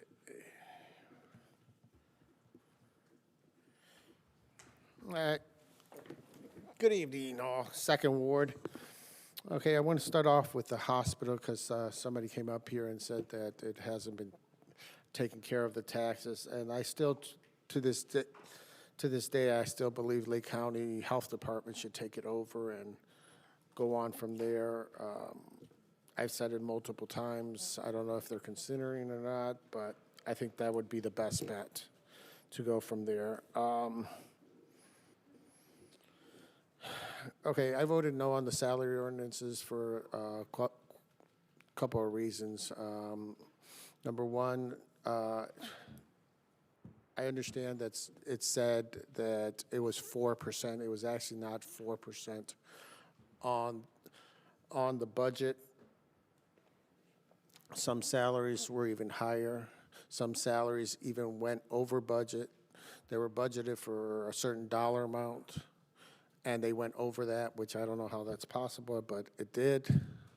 So I'm in favor of one raise a year, not multiple raises. So after this ordinance was adopted, now you can get up to 2 more raises on top of that. It's just too much for me, and that's why I voted no. Okay, gentleman spoke up here about a department head and department heads. The only thing the city council does is approve the appointee done by the executive branch, which is the mayor's office. We don't handle the department heads. We don't discipline them. We don't do anything. Okay, all we do is a yay or nay vote when they're presented in front of that podium, which when they come up, when the mayor suggests that this would be the best person for the job, and we go yay or nay. We cannot fire them. We cannot discipline them. That is not our position. So if anything, that would be under the mayor and human resources. So remember that. We don't fire. All we do is approve the appointment. We don't even hire. Okay? Okay, towing. All right, that's been a hot topic, and kind of crazy what the gentleman, the lady went up there, saying very nice people. I think those are the people that called me up and spoke about it. But I remember, Chief, can you please step up there real quick, because I think one of your deputy chiefs says that the city doesn't make up the pricing, but the gentleman and the lady said we do make up the pricing. No, So, did I hear sorry. wrong? What we did was share information on what the companies were already charging. So we shared that information, and they were all within agreement. I believe 2 out of the 3 were charging similar amounts. And we were just trying to make sure that we had an equal representation among all the companies, but we didn't tell them what to charge. We asked them what they were charging and shared that information. So they all came to an equal agreement. Because he made it sound like that we are the one who set the pricing. The pricing was. That's the way he made it sound like. I understand, but we did not set any pricing as the police department. We utilized pricing that was already set. Okay, because I don't know if they're aware of that, but that's the way he made it sound, and that's the way other people have made it sound too, that we're setting the price, and everybody keeps saying, no, no, no, we don't set the price. We shared the pricing with all 3 companies, right? We took the price that was being charged, and we sent it to all 3 companies, and everyone. So how did you come up with the price? It was already set. It was already set. Who from the set year it? prior. Because the weren't gentleman involved in said it was 185, and then we changed it to 225. I don't think he said we changed it to 225. He's talking about how, I'm not sure. I can't speak for him. Okay, thank you. You're welcome. I mean, somebody's confused here, I don't know. Next time we come in for council, it's 2 holidays gonna pass, Juneteenth, which is this coming weekend. Hopefully, everybody can attend that, and not just that, the 4th of July will pass, our nation's 250th birthday. A really epic time. I can't wait to see more banners and patriotism out there. Hopefully when July hits, now every home can be decorated and show patriotism to the United States. 250 years of dreams and hopes of our country. So we can move forward with the vision of what this great country has stood for a very long time. With that, I want to thank you. I want to say God bless the city of Waukegan, the great state of Illinois, and the United States of America. Thank you. Alderman Martinez. Okay. Thank you, Madam Clerk, and also council. Before I begin, I would first like to give my heartfelt thanks to Pastor Fred Obleton, who did tonight's evocation. Not only is he a great friend, but he's a true man of God. So, all right, so I would also like to remind our third ward residents about our upcoming third ward meeting. Now, this is scheduled for June 27th from 1 to 3 p.m. at the Waukegan High School Brookside campus, and that is located at 2325 Brookside Avenue. There will be various city department heads or representatives there to answer any questions that you may have that I'm not able to answer. Additionally, I will be honoring, as traditional, every year I like to honor one business owner and also a person in the community who who have continued to empower and motivate our youth in our community. The recipients for this award, number 1 for the business, will be Miss Nina Davis, and she is the founder and owner of Gertie's Popcorn. And for those who don't know what Gertie is abbreviated for, it is abbreviated for Growth, Empowerment, Resilience, Developing Youth for Success. And she's definitely doing that. And also, my second recipient in the third ward is going to be Cynthia Harris. She is a founder and director for Employee Connections, whose main focus is helping low-income disadvantaged youth achieve economic success. Again, there will be other invited guests, such as Mark Jones, Director of Community Action Project, State Senator Adrian Johnson, and also our very own state representative, Rita Mayfield. Please enter through door 5 and follow the signs to the cafeteria. I will be handing these out. I'll go to as many houses as I can. boots to the ground, and also will be also dropping them off in different businesses. So if you have any questions, please reach out to me. And there also will be a sweets table and light refreshments that are also going to be served. Next, Leith Avenue Neighborhood Watch Program. We are having, our next meeting will be held Thursday the 25th from 6:30 p.m. to 7:30. We will unveil our signs. This is an introduction to our signs for the Neighborhood Watch Program. Again, I want to extend my gratitude for our captains, Mr. and Mrs. Saul Cruz, who graciously have opened their home. The address of the event of the Neighborhood Watch meeting will be at 723 Leith Avenue, and that starts again at 6:30. Please reach out to me if you have any questions. And I'm also very, very proud and happy to report that I finally got some businesses together, and so we are creating a small business committee. Our first meeting will be held in July. The date is forthcoming, but I do have 4 businesses that are committed. We will be meeting at Gonzalez Grocery Store, also known as the Drippin' Culture. Thank you, Adam Carson and his wife for opening their business. But it's something that they have requested, and finally I finally got the answers back, and we're going to go ahead and move forward with that. So we're all excited about that. That means that most of the businesses on Grand Avenue will have a committee of their own, and they will be picking their who they want representing them. Another thing I also want to point out with the Grand Avenue East Plaza, someone earlier mentioned that there's problems with the Iguana, and also another bar in the 3rd Ward. I don't want to mention who they are. I will say that there is a new owner who bought that whole complex. And for those who are not familiar, that is the mall that Domino's Pizza is located. This individual has a few malls that he owns, but he's ready to move forward and actually, make that part productive, cleaner. I've been getting a lot of complaints from constituents about what's going on.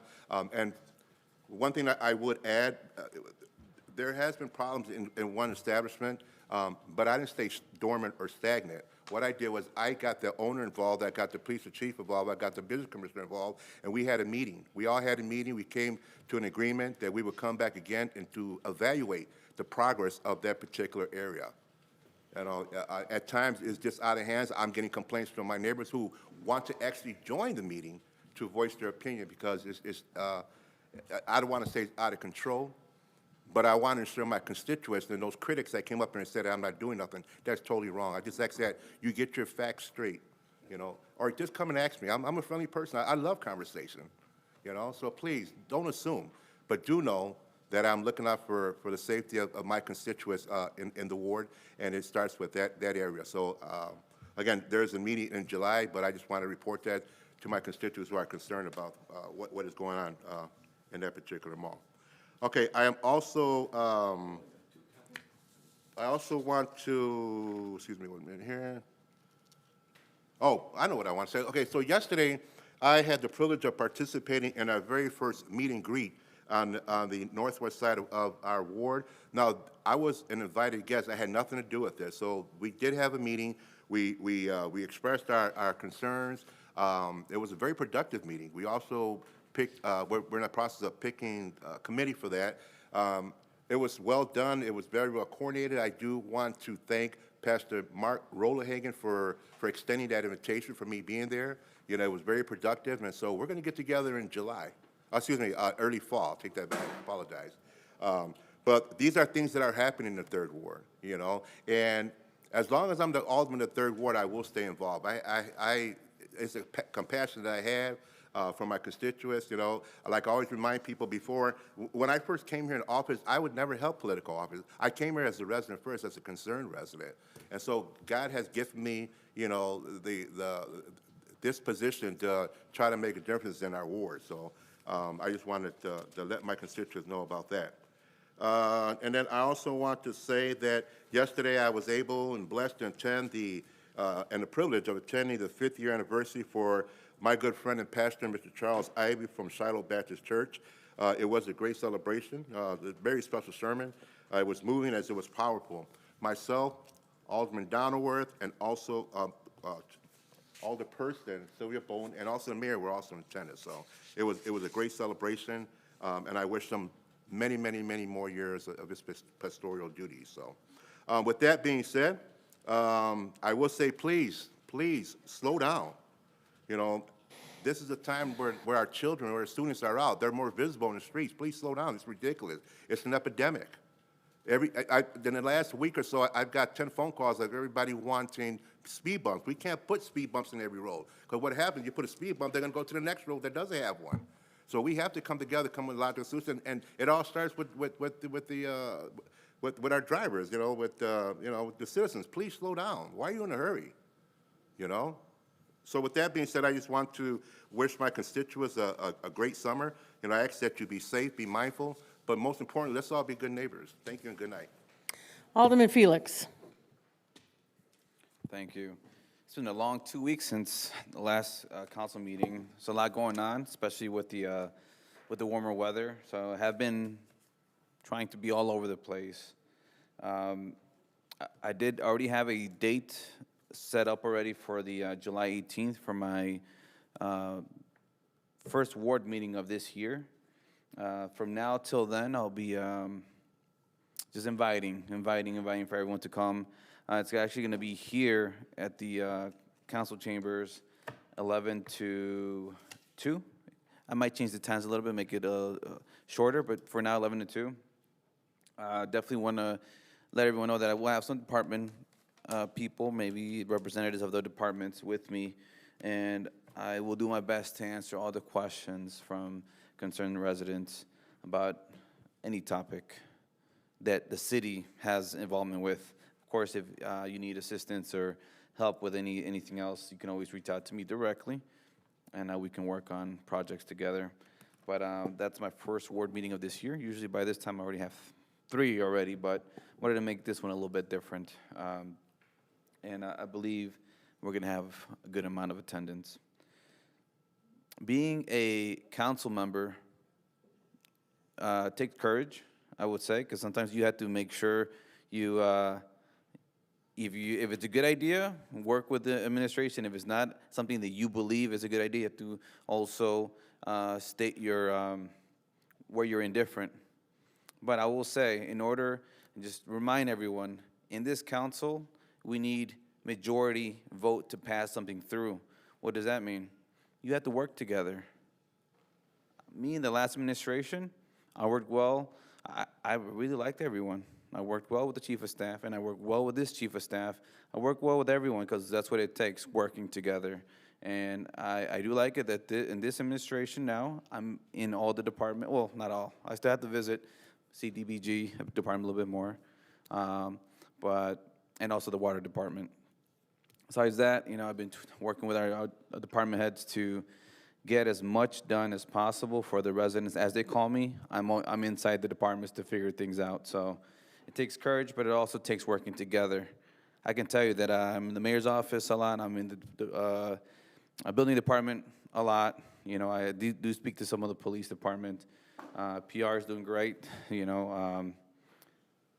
We're doing good so far, but again, it takes, if you're working with someone and the idea is not going through, it takes 5 or more to pass something through. So we need to make sure we work well together, or might as well, you can do all the pressure you want, but if we don't have a support or majority, it takes working together. First talk to a few of your aldermen. I talk to all not all the aldermen that I get to talk to, that are open to talk to. I definitely work with them. But, I just wanted to make sure I bring that up for our young students. It takes courage to do a lot of these things, and it takes work to get a lot of these things done as well. If you guys have questions on how to get projects going, please let me know. I'm definitely willing to give my time and explain how things work. This Saturday, 3 years ago, I was talking to someone in administration about having a Juneteenth parade or an African-American parade. At that time, it was more of I don't know if they were ready for it. I don't know if the cities were ready for it. I'm glad that this is the second parade. First one was really great. The event last year was great. The parade was great. It just shows what could be done if someone has the courage to do it and working with people that are willing to work with the residents. So I'm happy. I invite everyone to come and enjoy. This is going to be in the 4th Ward. There's a lot going on in the 4th Ward. The parades usually are in the 4th Ward, or they end up in the 4th Ward. So I'm really happy to see this. And, hey, we're open. You know, we want representation. There's a lot of things that we can always bring back. And I believe our current administrations are working on some cool things. Like, we are still, as far as I know, we're still gathering a list. The city is not hosting a farmer's market, but we have someone that was interested and is looking to apply to do the farmer's market. I believe he's still gathering a list. So if you guys are interested in joining the farmer's market, you know, reach out to me. I'll connect you with an individual that is doing it. And, you know, maybe we can get a good farmer's market in downtown Waukegan. It's about time. I know it's been a few years.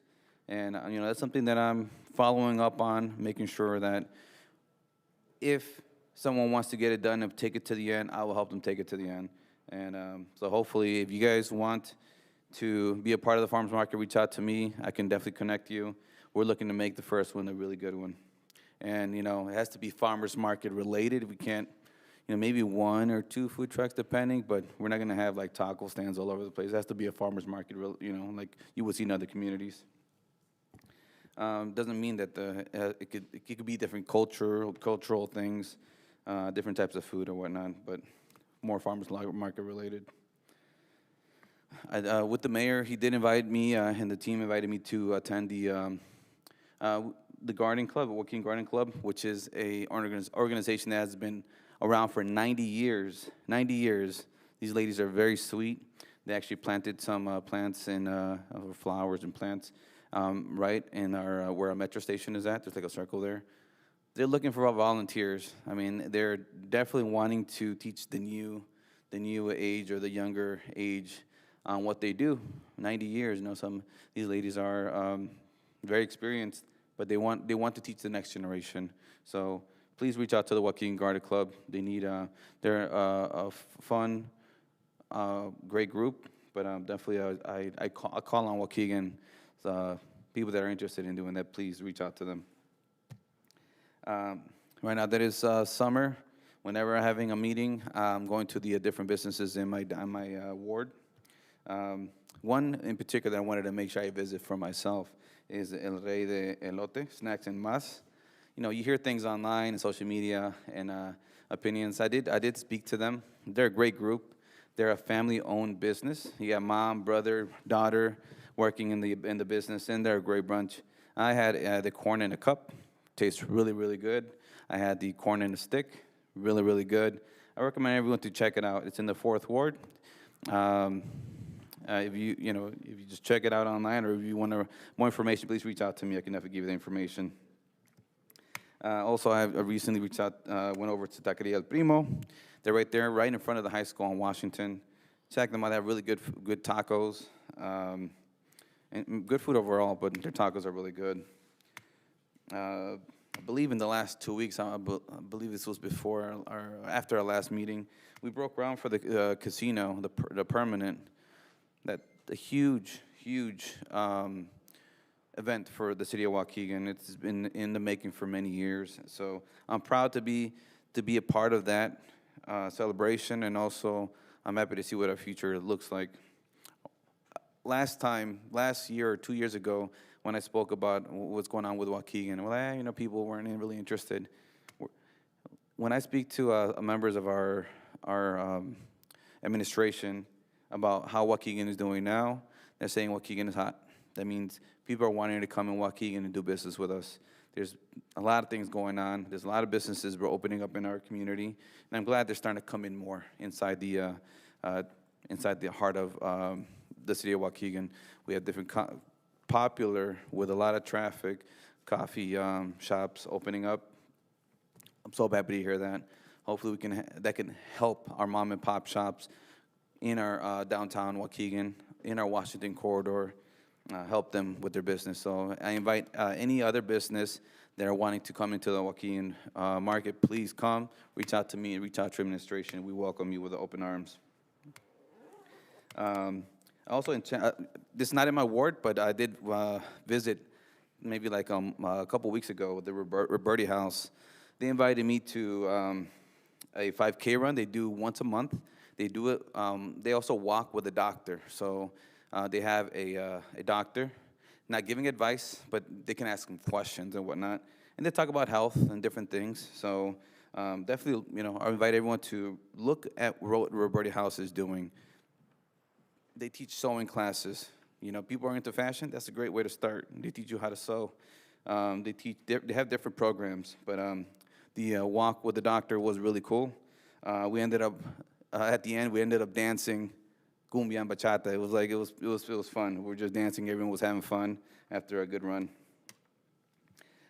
Lastly, for the downtown Waukegan, we recently completed, I believe, majority or on all of our sidewalks, the bricks. I do want to say that there is a punch list of different details that are still missing. I did speak to our construction manager. The list is there. I spoke to just one person that had an issue with some of the concrete, and that's in the punch list. So, but if any other questions or anything that you see regarding the downtown pavers or the construction that was done recently, reach out to me because I can definitely want to know what those things are, and also I can have a good contact with our construction manager. Believe that almost it. Last thing I do want to say yes. Clean Power Lake County, thank you guys for coming here. This Saturday past, they had their first toxic tour. If you haven't been on this toxic tour, because they've done it before, but they're kicking it off this year, bringing it back, is very important information. As much as we have a lot of businesses coming in and we're doing pretty well, there's still the aftermath of different things, different business, different industries that was here before, long before us, and we're still facing those challenges. So it's good to know the history of where those sites are. There's different sites around Waukegan that they're different kinds. We have if you guys have questions, please reach out to the Clean Power Lake County. I don't want to go into the details they have. They're the best way. They're their best organization that can go over that. They've had a lot of history, and they've been part of a lot of the advocacy that has gone to help and protect our community.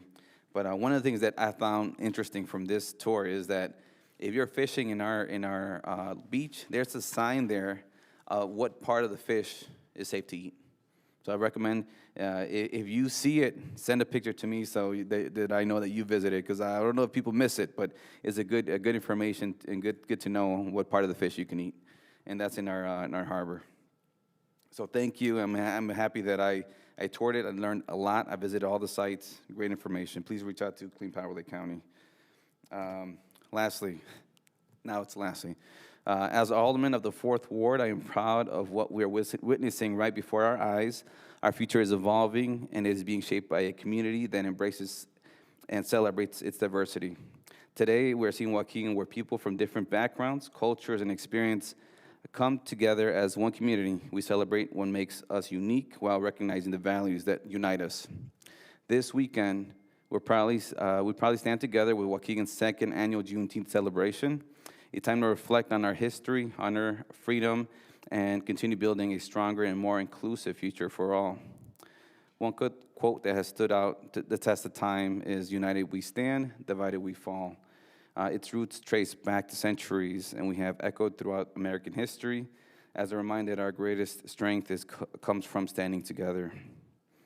A united Waukegan is not just a dream, it's a vision worth fighting for. And if we stop dreaming, we stop believing what our city can become. And we risk losing the progress that so many have worked hard to achieve.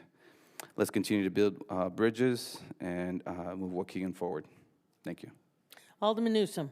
Thank you, Madam Clerk.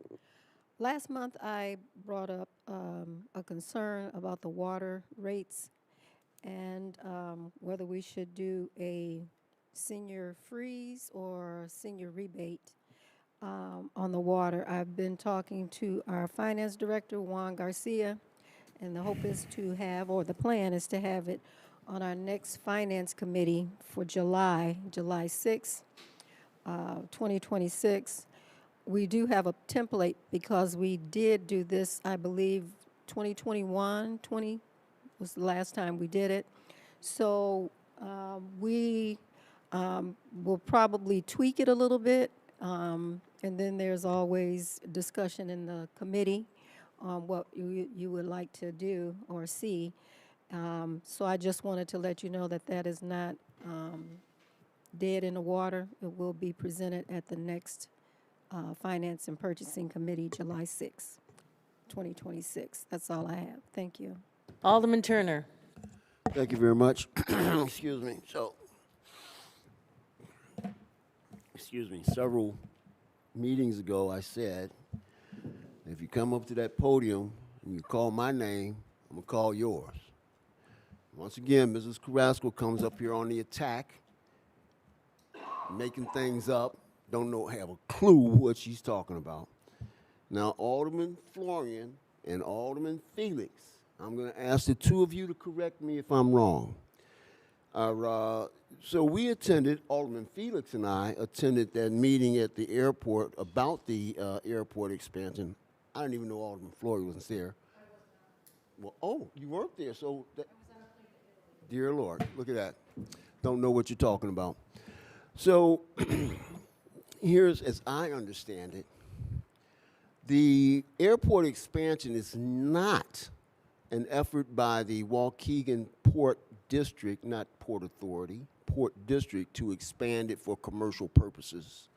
That project is solely driven by the Federal Aviation Administration's requirement, mandate, that the runway be expanded for safety, as well as there needs to be a wider separation between the runway and the taxiway.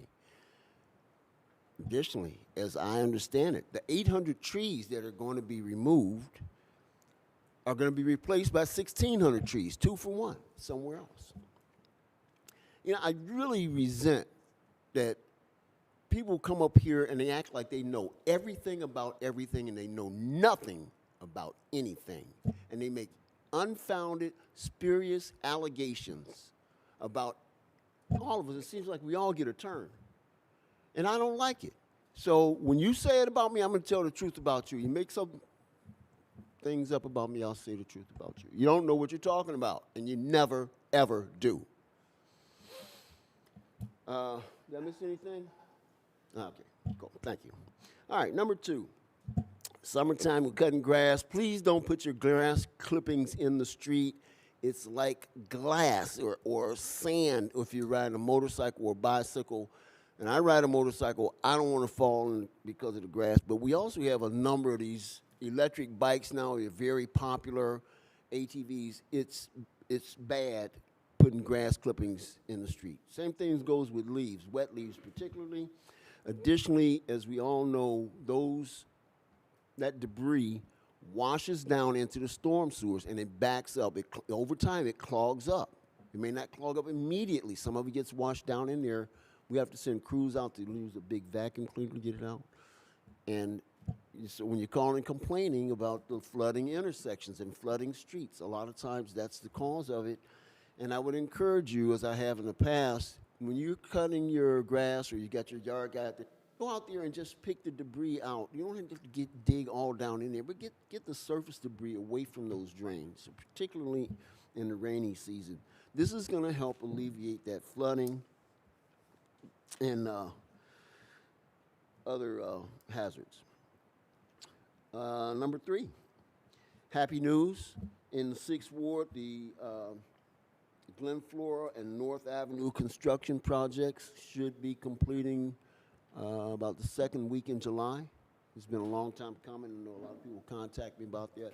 We're also going to be doing a reconfiguration at the intersection of Glen Flora and Chestnut, which is one way going north, but a lot of people go the wrong way on the one way, so we got a plan for that.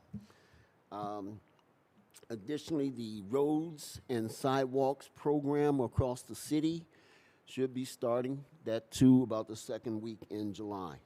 So, and I'm really looking forward to that. We're going to get a lot of roads, thank you, Sam, a A lot of roads and sidewalks done this year. So stand by to stand by. We had some discussion earlier about the parliamentary procedures, rules, and Robert's Rules of Orders, et cetera. Chief of Staff put together a very nice handout for each of us aldermen. Again, I mentioned earlier, but I really encourage you to read through the handout. And I think we should have a discussion. It doesn't need to be open. We're gonna have to call a special meeting because it's not something we're gonna vote on, but it's something that we should discuss. And I'm telling you, ladies and gentlemen, this is something that we need to adhere to as the Robert's Rules of Order. It's created for a reason. It is the gold standard for how to conduct meetings, not just public bodies, but corporate meetings, any kind of meeting. And, yeah, so just please take a look at that. And I look forward to discussing that with the group. All right, so Sunday is Father's Day, but that's the 21st. But on the 19th, it's Friday. You know, Father's Day is also Men's Day. Now, I made that up. Father's Day is Men's Day. Free tacos for all the men, all the fellas, on me, just because I can and because I'm a man and I like doing stuff like that. Now, if you're a female, if you're a woman, you come on around too. I'll feed you, okay? All right? So everybody's welcome. No discrimination. Father's Day is Men's Day. Free tacos with Turner. 910 West Glen Flora Street. That's Mi Jacalito Restaurante. And they have excellent tacos. Man, you should try the steak and bacon. Wow. Steak and bacon tacos. All right, that's on me. So I hope to see you folks there between 6 and 8 p.m. And then I'm scheduling my next board meeting will also be on July 18th, and it's going to be at Upton Park. You know what I'm going to do, right? Ice cream. So everybody come on down. Ice cream will make. Keith Turner's got the ice cream. And I'm tempted. I think I might have my guy at the Indian Spice Villa show up with some of the Indian food because, man, he's got an awesome restaurant. You're going to love it. So I'll try and get him down there, too. I have a strong tentative on this year's 6th Ward Ice Cream Social. It will be August 22nd. And this one's going to be big. It's going to be huge. I'm going to have a special surprise out there for you. So kind of pencil that one in, too, okay? That's what I have for tonight. Thank you all for your time and attention, and have a good night. Alderman Donnerworth. Thank you. As again, like I do all the time, I have to thank the staff and employees of the city of Waukegan for doing the best job they do every single day. I can't express that enough. Things are taken care of. It's fantastic, and everybody listens. And we've had some problems that they've talked to. We've been able to take care of them, so I'm very happy with that. Can I please interrupt, sir? Sure, interrupt, sir. You know, Mike, thank you so much for mentioning the city employees. And I want to mention one employee in particular because we often talk about the department heads, which obviously do a great job, and others, but in the Public Works Department, man, we got Shannon Cisneros. She's like the number 3 over there, and Shannon knows everything. There's nothing going on in Public Works that Shannon doesn't know about. She does a fantastic and wonderful job, and I just want to give that recognition. Thank you, and thanks for letting me interrupt, Mike. Oh, no problem at all, and you are absolutely correct. If I ever have any questions about anything, she helps me out along with everyone else there. Ward 7 is full of mature trees, huge trees. The power outages were all over the place. Started Wednesday over by me on North Poplar. A tree went down at Poplar and Gulf, and it just blocked the whole road, so out went the power. And the tree was actually rotten on the inside and was about maybe 6 or 8 feet up where it broke and it went down. So we didn't have power till Sunday night when ComEd came through and took care of it, but they were working on things all over the place.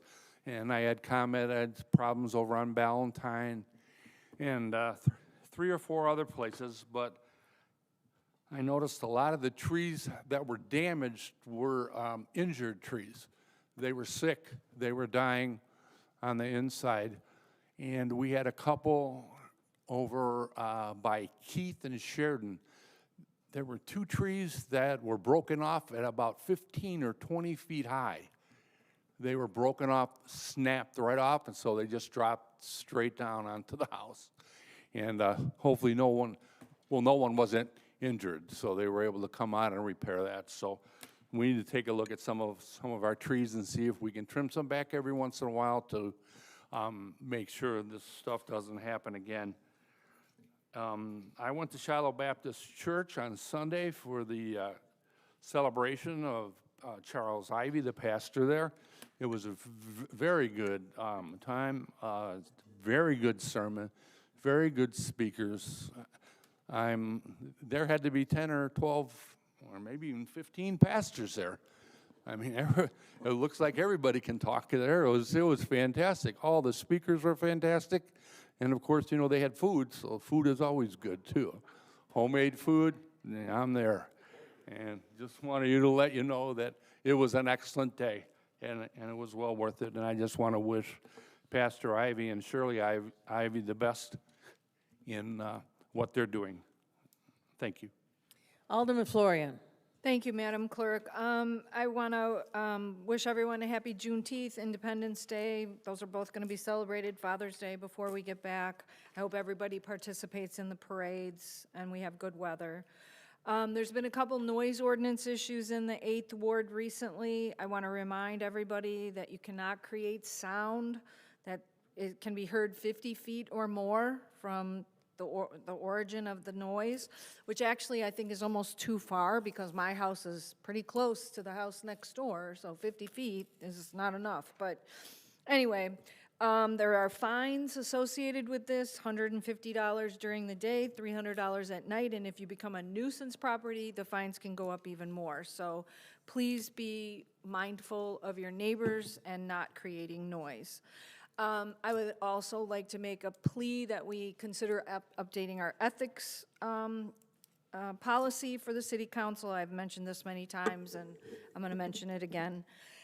Lastly, I want to talk about the tree issue. I was not at the meeting at the airport, as I stated. I was on my way on vacation. I could not attend. I did mention the vote at the last council meeting that the committee took from the Forest Preserve. And then the following Wednesday, they voted as the entire board to support the project for the airport runway replacement. As Alderman Turner said, it's not an expansion, it's replacing the runway the same length that it is. The aldermen up here do not have a vote on this issue. The Forest Preserve does, and the Port District is in charge. The Port District is appointed by half by the mayor, half by the governor. So I encourage you to reach out to the Port District and that board of directors to express your concerns about the project. The clearing that has gone on at the corner, near the corner of York House and Green Bay, which I believe is actually Beach Park property, if I'm not mistaken, has been to clear buckthorn. They were not taking down any trees, I believe, at that point. They were basically clearing out the buckthorn because it was so overgrown you couldn't even walk through there. Jessica Velitzik is currently the chairman of the Forest Preserve Board, and she wrote a statement, and I'd like to read it because it summarizes the struggle that those of us that appreciate the environment had over this issue. So this is from Jessica. Regarding the Lake County Forest Preserve Board vote in support of the de minimis ruling on the proposed Waukegan runway project. So this is about the trees and having the permission of the Forest Preserve to take them down. I do not take this decision lightly, and I deeply feel the weight of it, as do my fellow commissioners who voted in support. Anyone who watches our meetings and follows our work regularly knows this. We have added hundreds of acres to our preserves in the last year alone. A few things to note. The project is for a replacement runway of the same size next to the existing runway. The existing runway would become the taxiway, resulting in a safety upgrade. Because the airport already exists, and this is not an expansion, suggestions that we are increasing harm to local residents via pollution are unfounded. It is not our purview at the Lake County Forest Preserve to litigate whether the airport should exist. It already does exist, and it's run by another governmental body, the aforementioned Port District. This new runway location is preferred by the Port District because due to the federal funding stream, the project will take about 3 years. If they build in the existing footprint, the airport would need to shut down during construction. It is used not only by the business community, but by first responders and the military. We have Air Force out there, Mayor, correct me if I'm wrong, Coast Guard, Flight for Life type stuff. All of that goes on at our airport. And customs. And customs, yes. The project would require 1/4 acre sale of Waukegan Savannah and an 18-acre easement with the height restrictions for plane safety. This is a much better outcome than the purchase of 52 acres, their previous plan of a few years ago required when they were going to expand the runway, as well as several other iterations prior to that. The current plan would, however, likely result in the clearing of hundreds of trees of various sizes and conditions on those 18 acres, again, for safety reasons. Because the height restriction changes as you move further away from the airport, it is not known at this time the number of each specific species that would be affected. De minimis is defined as impact to recreation and the environment of the 140-some-odd acre forest preserve as a whole. Our council, their legal counsel, gave the unofficial opinion that it does meet the de minimis definition. There is currently no recreation on the 18 acres, trail, shelters, nothing.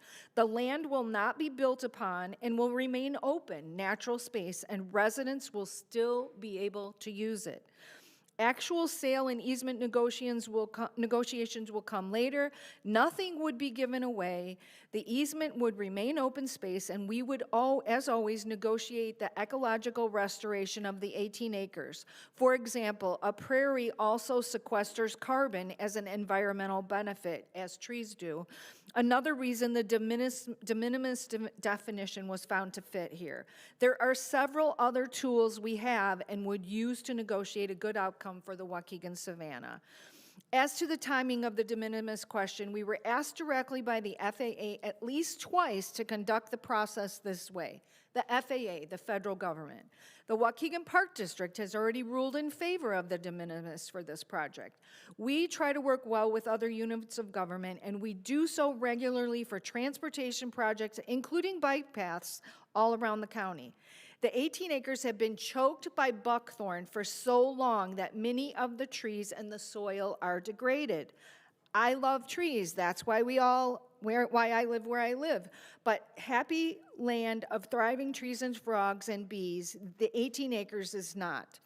At least not the dozen or so that Jessica walked.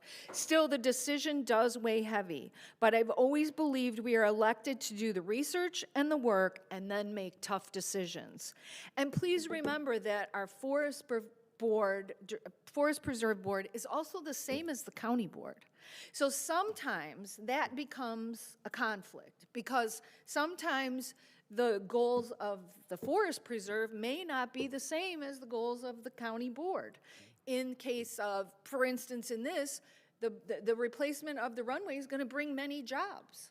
So the county board, I'm sure, is in favor of bringing jobs in spite of the fact that the county forest preserve has to vote to take down some trees. So that's all I have to say on the matter. Thank you for listening. And if you don't know what you're talking about, don't talk about it. Oh, thank you. Thank you, Alderman.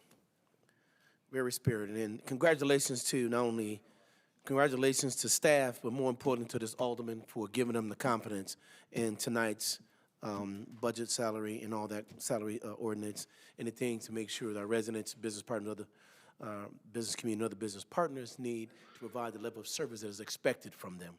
With that being said, item 10, close executive session. Motion to enter into a closed executive session to discuss meeting minutes of prior closed executive session of the City Council or its committee pursuant to Section 2, parentheses Cs, parentheses 21, Illinois Open Meetings Act, and enter into a closed session to accordance with the Illinois Open Meetings Act, 5 ILCS 120-2, parentheses C, parentheses 5. The matter of the purchase or lease of real property for the use of the public body, including meeting held for the purpose of discussing whether a particular parcel should be acquired. Motion on the floor by Alderman Martinez, second by Alderman Guzman. Roll call, please. Alderman Hayes. Aye. Bolton. Aye. Guzman. Aye. Martinez. Aye. Felix. Aye. Newsom. Aye. Turner. Aye. Donnerworth. Aye. Florian. Aye. Motion passed, sir. 5 minutes. Hey, twin. Yes, ma'am. Hi, twin. No, that's Dawn. That's Dawn. That's Dawn. I'm sorry.